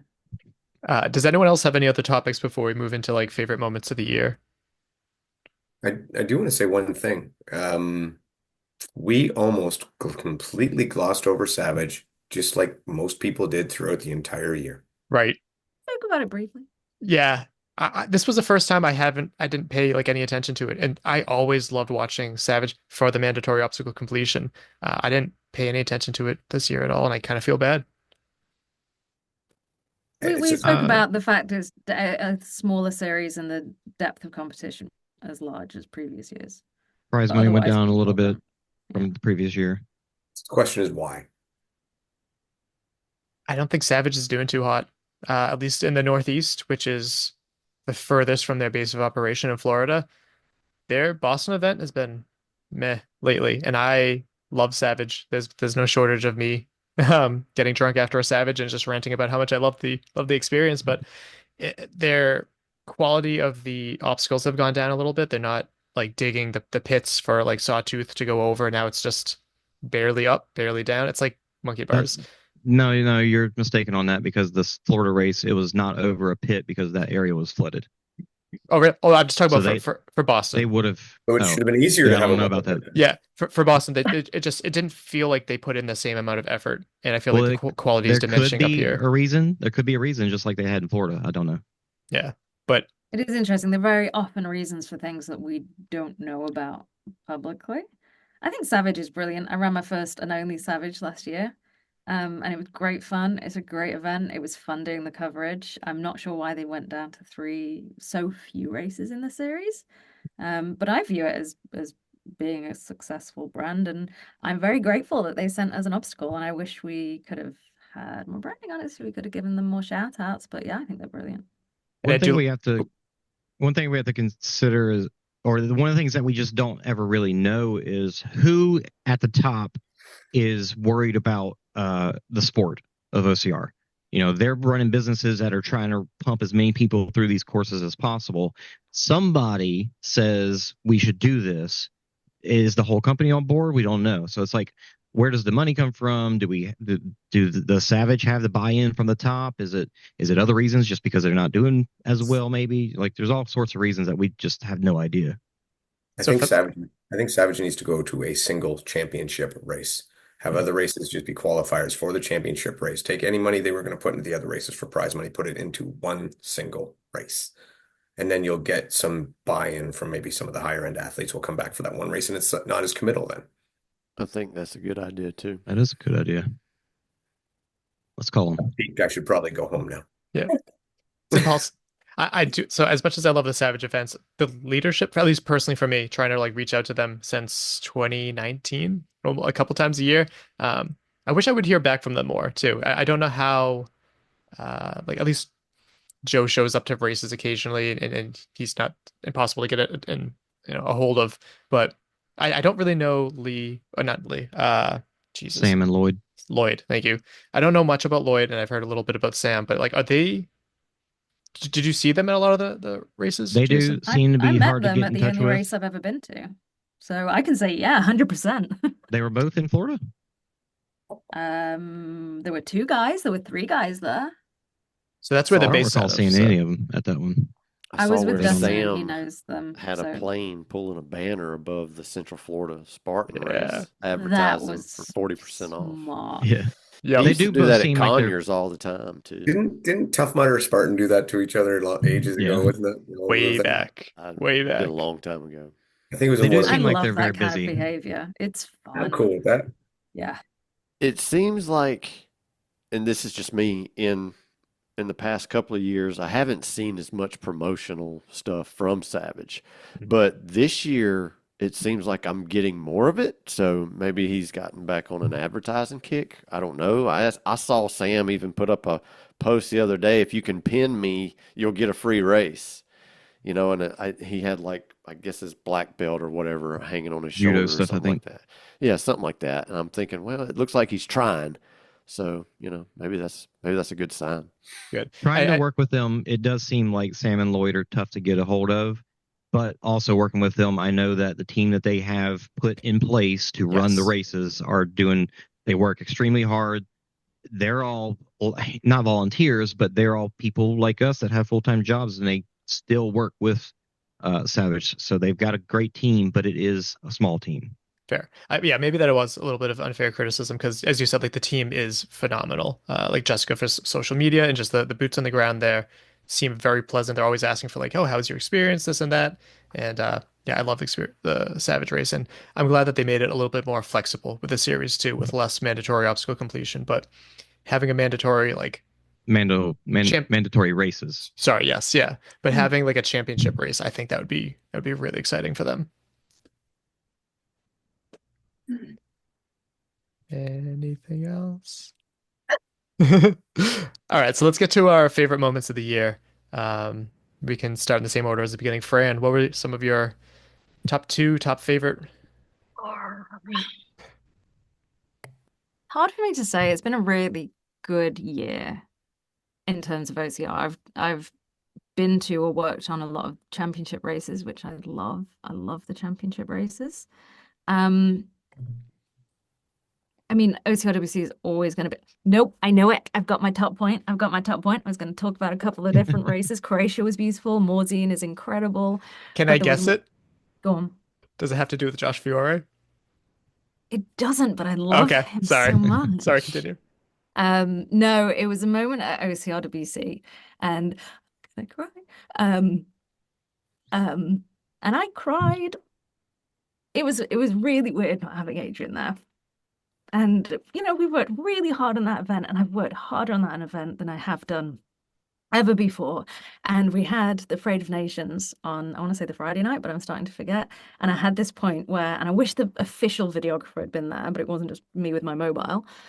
Where we had all these people with their flags marched across through the building and then out around the back where the event village was in a big circle getting announced by Mark Martano.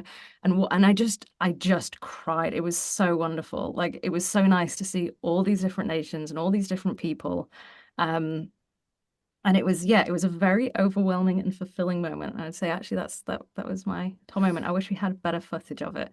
And it's those bits of the events that often do stick with me, not necessarily the actual sport, but it's the community and the people coming together. And it was just wonderful. Yeah, loved that. When you started to cry, I thought you were going to talk about Leon winning the 3K. He got my tears last year. He doesn't get them again this year. How about you, Dave? Sorry. Well, I mean, I could go back to last weekend at the deck end, pick out a half dozen moments. But since we're gonna stay on OCR, I guess. I was, and I don't know if I call this the biggest moment or whatever, but I'm gonna call it my biggest plus or the biggest thing that I was impressed with, and that was Spartan Croatia. From top to bottom, just the scenery, the way that course was laid out, the competition. The 100 meter, I know I might be in a minority here, but I freaking loved watching the 100 meter. It was really well done. And then Nicole and Susanna battling back and forth with, yeah, that whole race and everything, including the coverage, was so well done. That was a highlight of OCR for me. That was really where I tuned into just how well OCR is doing in Europe. Scott? Yeah, I agree with Dave totally. That Croatia event looked awesome, and they had a beast there too, right? Like that looks like it would be just an awesome racecation for sure. As far as like for me personally, my favorite event this year was World's Toughest Mudder. I mean, I was excited. It was coming to Florida. The weather was going to be warm, but as far as like something I want to highlight, and that's my buddy Brian.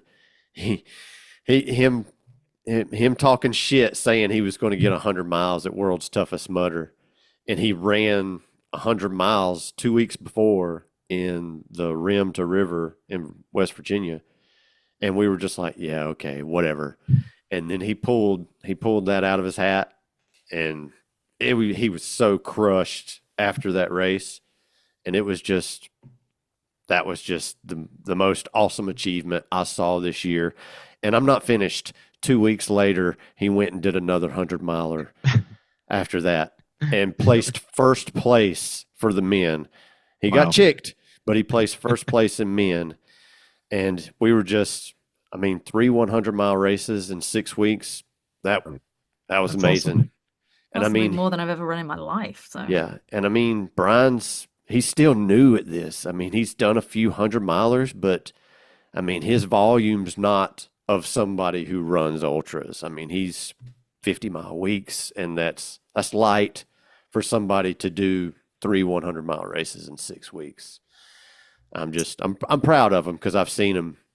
Me and him have been friends since 2018, and just watching him just get better and better every year. It's amazing. That, So that's that- probably my that's a scary, right there. scary accomplishment. Yeah, for I him. mean, he's just getting better every year, and on half-ass training too. It's amazing, man. Jason, how about you? Scott talking about World's Toughest Mudder and that moment that you talked about with Brian, the cool thing about World's Toughest is that you see those types of stories, all these For crazy everybody. things that people, at the end of the race, every single person coming through has got something that's wild, some reason for them to cry, and it's just emotion after emotion, just over and over. It's like, so you can have a top moment just right there over and over and over again. It's really, really cool. And for me personally, my favorite thing about this year was because we chose to stop live streaming as much to get better picture for the coverage. That opened me up, even though I want live coverage over pre-recorded stuff. That opened me up to be able to rabbit a lot of these races. So I got to run with these athletes in so many cool locations, and then a lot of them I even got to run the courses after, which was fantastic too. Like one of my favorite moments was running through Valle de Bravo, and it was raining on me the whole time, and it was just a gorgeous court. I don't know, just like little things in my, the memories that come from that is really cool. But getting to run Chase Rose all the way up the mountain in Mammoth, getting to chase in Michael Schutt at the OCR, at the World's Toughest Mudder, just all these moments that come from rabbiting and running with these pros. And so I'll put that out there as a advertisement. Anybody, when they see that we need help for rabbits, it is a really amazing experience. So if you are even considering, even in the slightest, please reach out and help us out. And adding on to that too, yeah, I think you do a good job of onboarding too. I think you give very clear instructions as for what people like, for what they can do, and it just lowers the barrier of entry. So yeah, anyone interested, that would be huge. Pay it forward in the sport. My favorite moment, again, World's Toughest Mudder. No surprise there. It was the best. Every aspect about it, from getting picked up from Carlo and even Jack at the airport to taking the Uber back when he knocked on the door and scared the shit out of all of us. Every moment of that was fantastic. I left there wishing that I had more time to hang out with every single person, and that's a big thing to say from an introvert like me. So definitely my favorite weekend of the year, and it lived up to it. Because sometimes when you go to, like, am I hyping it up in my mind? Is it not what I remember it? It is, and I'm excited for that to Every be. time. Yes, absolutely. So let's Can- get into. Can you Yeah. call yourself an introvert when you have a podcast with over 400 episodes? I don't really think you can do that anymore. So You- that's you the get- crazy thing too. Going back to like OCRWC, I remember when I was covering in Stratton, I would do all the interviews and then I would just go in a room to just like be alone for a little bit. It was just so much for me. I loved it, but it was overwhelming. But I think when someone like Dustin can be an introvert, we absolutely can. right. Let's get to the goals from last year. Let's see. We'll start with Fran. We'll keep the order. Fran, you said this was aggressively boring after the fact, but you said that you wanted to do Tough Mudder Infinity in Scotland. So I guess we can start there. So I didn't do Tough Mudder Infinity in Scotland, but I did do Europe's Toughest Mudder. However, it was terrible, and I did 10 miles. But the 10, Jason was there with me. I did not have a good night, but I gave it a go. And I was actually really impressed by how easy those 10 miles were. But yeah, it then did not go well from there. And I think about 2 days later, I was slightly concerned I had a stomach bleed. I don't know if I remember it. But also, yeah, it didn't go well. It was an interesting mental experience because I had an existential crisis at like 2 a.m. But I did it. I tried. And there we go. It was fun. And my takeaway was I'm too small and not strong enough to do an overnight race on my own. I definitely need to do it with a group of people. There was another goal of yours that I think personally that you absolutely smashed, but you said more commentary. Oh God. Yeah. Did a lot of that. Got to a point a little bit worried people are gonna get bored of me. Dave, for you, you said you wanted a podium age group at DECA World Championships. So I know primarily you took on a different role, but Nailed it. Yep. Yeah. My partner and I, Juan Carlos, we got third for the DECA Fit age 80 to 99, which we are now aged out of, and we are now in the next age group up. awesome. You also had that you wanted to qualify for DECA World Championships with your wife for the DECA Strong Relay. And we nailed that one too.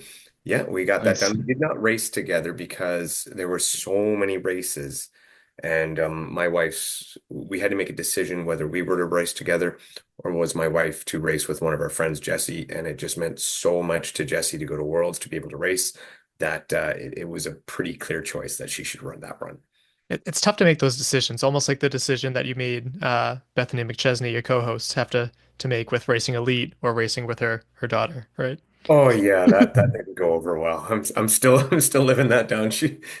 We talked about that the other day. Uh, Scott, you weren't with us last year, but did you have any goals that you had going into this year? I did want to get 75 miles at World's Toughest Mudder, but I got hurt at the beginning of the year, so it crushed all my dreams. Yeah, you went into it just saying that you were gonna just do whatever instead of going into it like I'm really still going for it. Yeah. But I'm I glad. was happy to get 50 because I didn't know how my injury was going to flare up. I mean, it did, but I was still able to I was just going to get a 50K, and I think I did 35 miles, and then I took a long break thinking I wasn't going to be able to do any more. And I got up and went to the bathroom, and I could walk pretty good. It wasn't bothering me too bad, so I just walked another 3 laps and got 50. That's impressive, man. Also, Yeah, shout out to it was fun. shout out to Clinton and Sean who annoyed you enough to stay awake. Oh yeah, definitely did that. yeah, I'm like, part of the the plan. shit they were saying wasn't even that funny, but it was just like you would get a snicker here and there, and I'm like, man, because the music, you could sleep through the music. It was them just, because their volume levels would be loud when they would laugh, and I couldn't sleep through them talking. So I was like, well, shit, I ain't gonna sleep, so I might as well just go for a walk. And depending on where you are in the pit too, you're getting flash banged by the live stream too. Oh yeah. So bright. Jason, for your goals, you said improve the live stream, just make them better. I feel very confident that we did that. Still plenty of room to grow, but we did several things to, for one, go into more post pre-recorded stuff to get a clearer picture on a lot of races. Dude, that Jacksonville race, man, the quality of that was amazing. That's And so I know funny it was shoddy because you didn't have a lot of help and you was back and forth. But I mean, the quality of that race was good as far as video quality. You talking about Jacksonville in Florida, like the first Spartan Series race? Yeah, the same weekend of the Lula.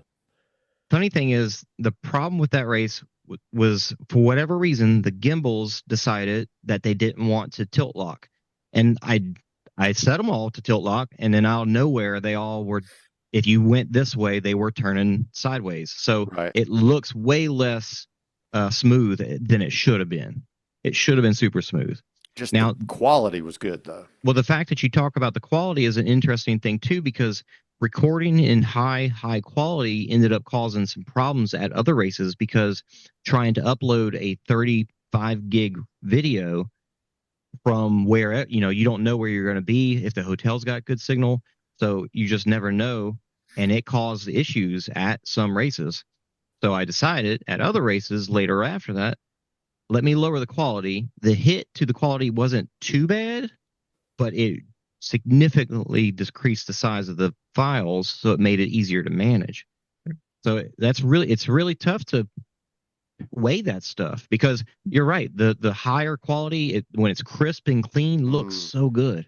It did too.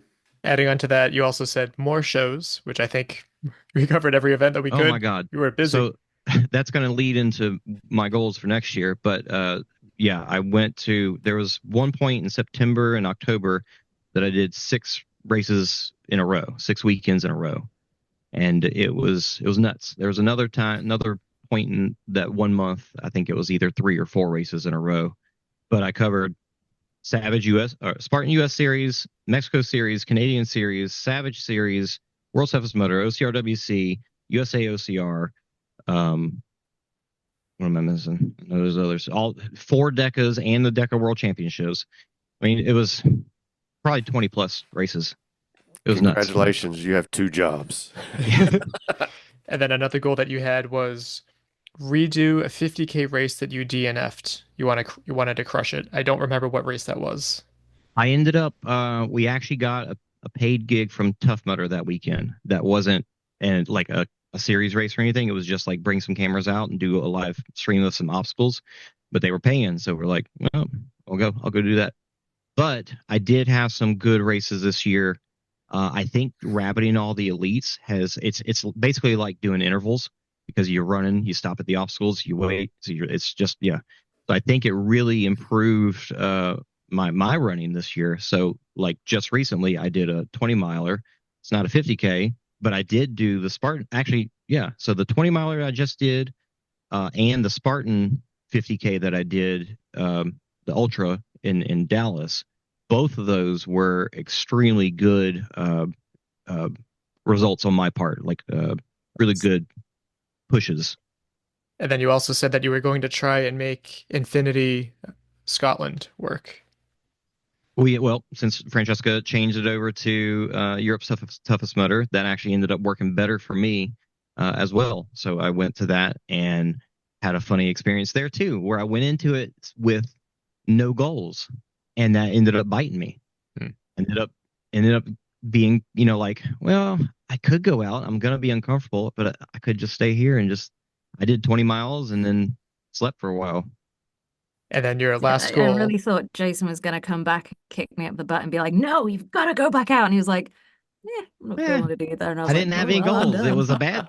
it turned out to be a bad thing. I really wish I would have went into it with some goals. And then you also wanted more OCR talk episodes, which I think you definitely did.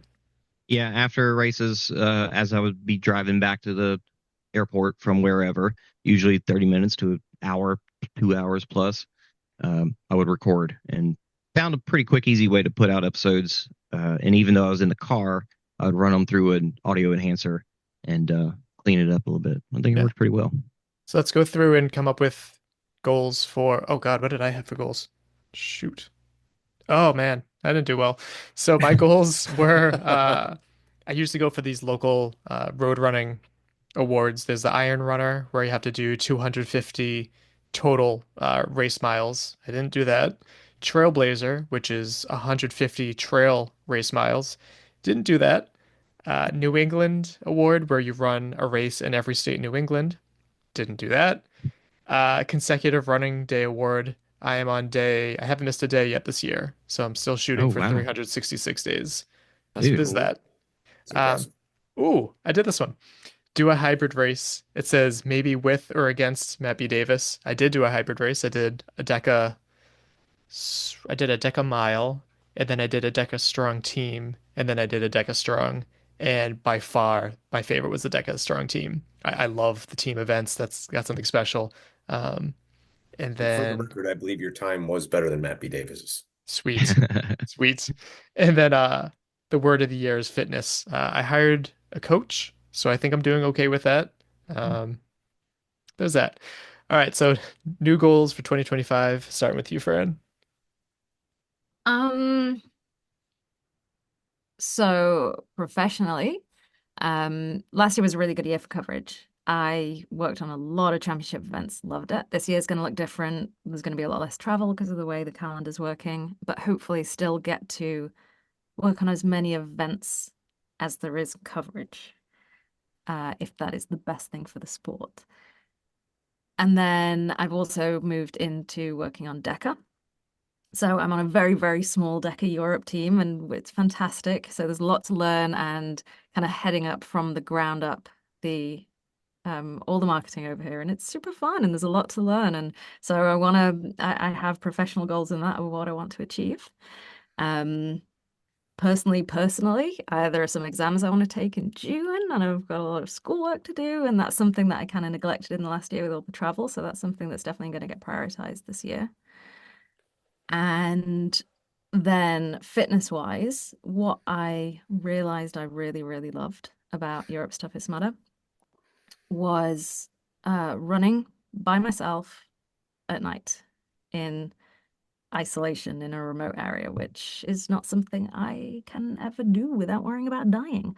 And so, but I didn't really enjoy the obstacles, weirdly. And I was thinking about it, and then I was like, well, why don't I just do an overnight trail race? So I think I would like to find an overnight trail race, and if I can get it at the right time of year so that I'm not going to die, plan to do that because yeah, running outdoors in the dark with the stars, no music, by myself, that was the highlight of the event. So Do they have Ragnar out there?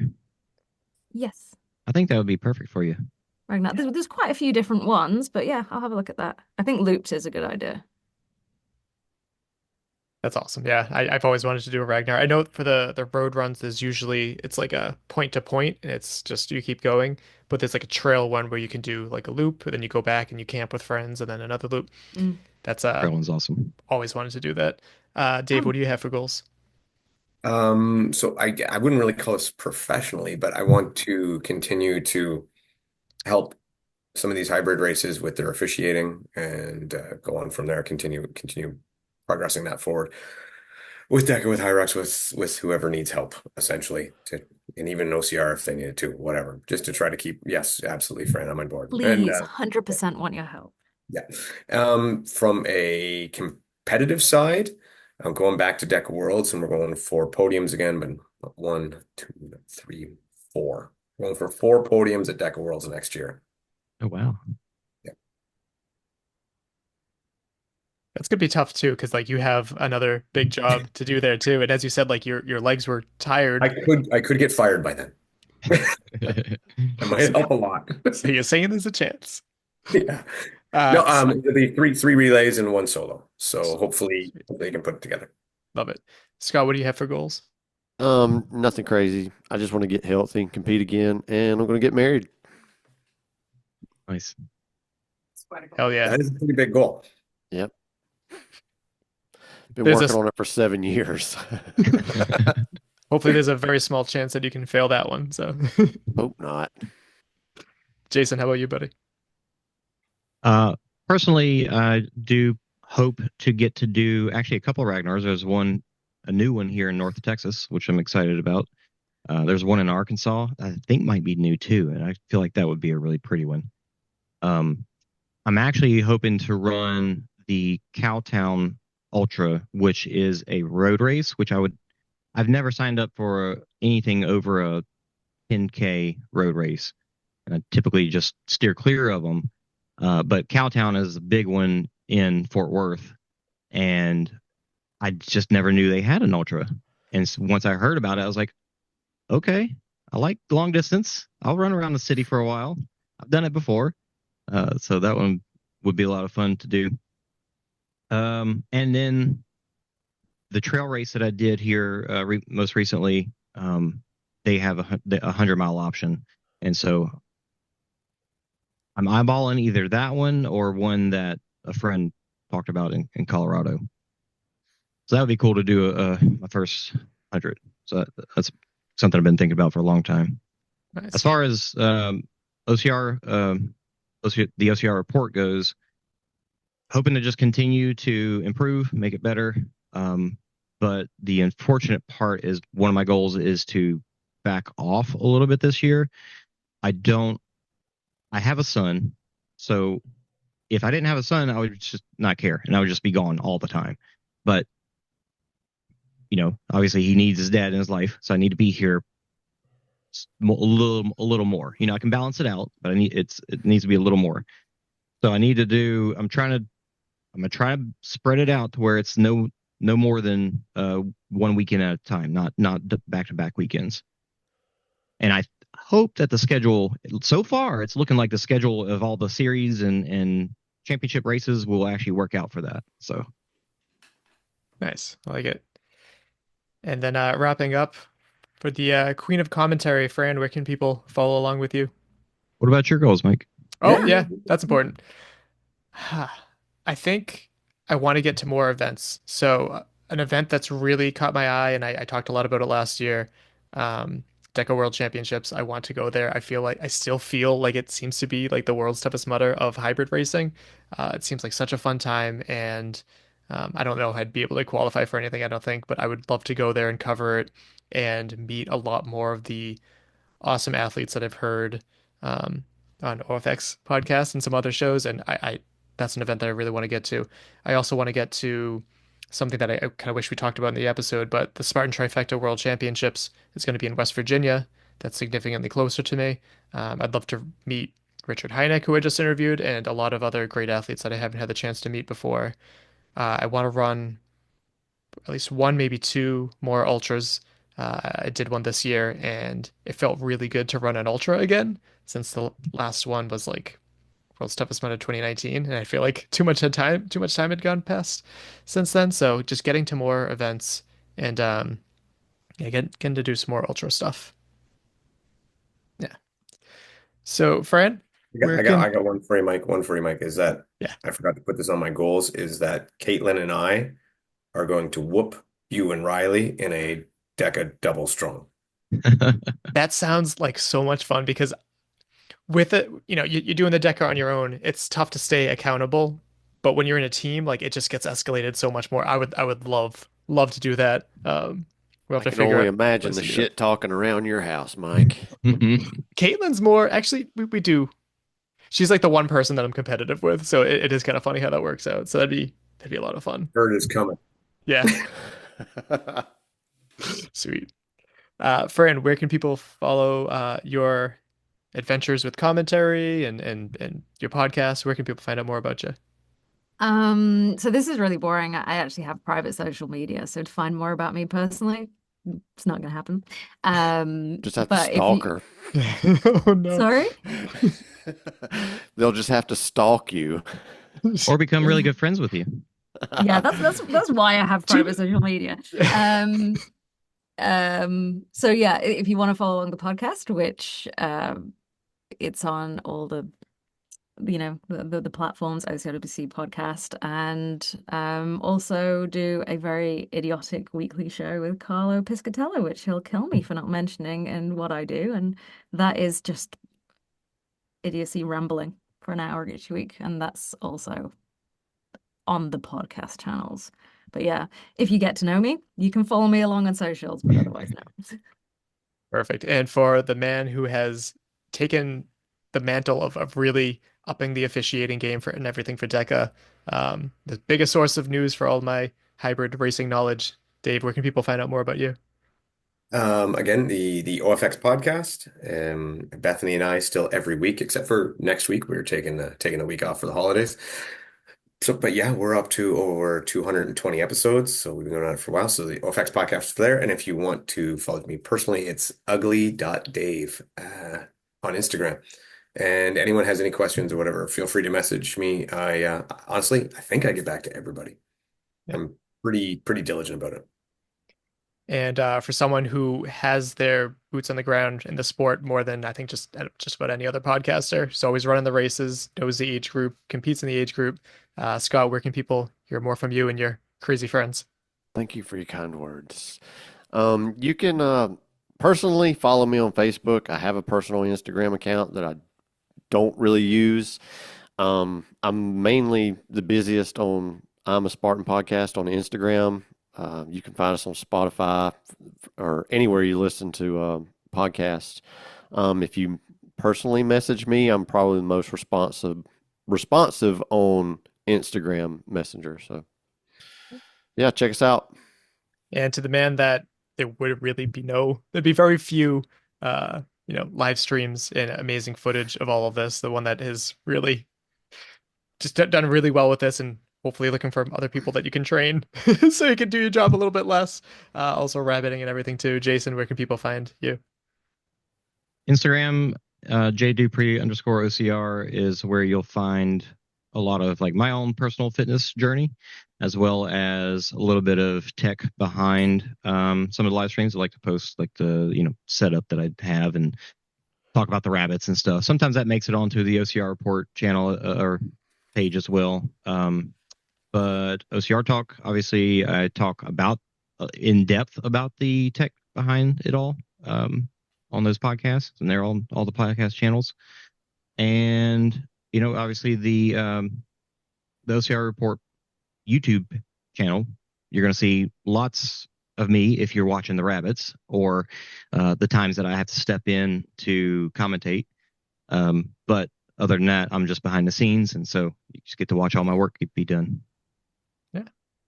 And I'm here at Obstacle Running Adventures with my wife, who is continuing to do the show with me, which is pretty nice. And yeah, thank you guys so much for your time. This was a fun talk. Absolutely. Thank you. Okay. Sweet.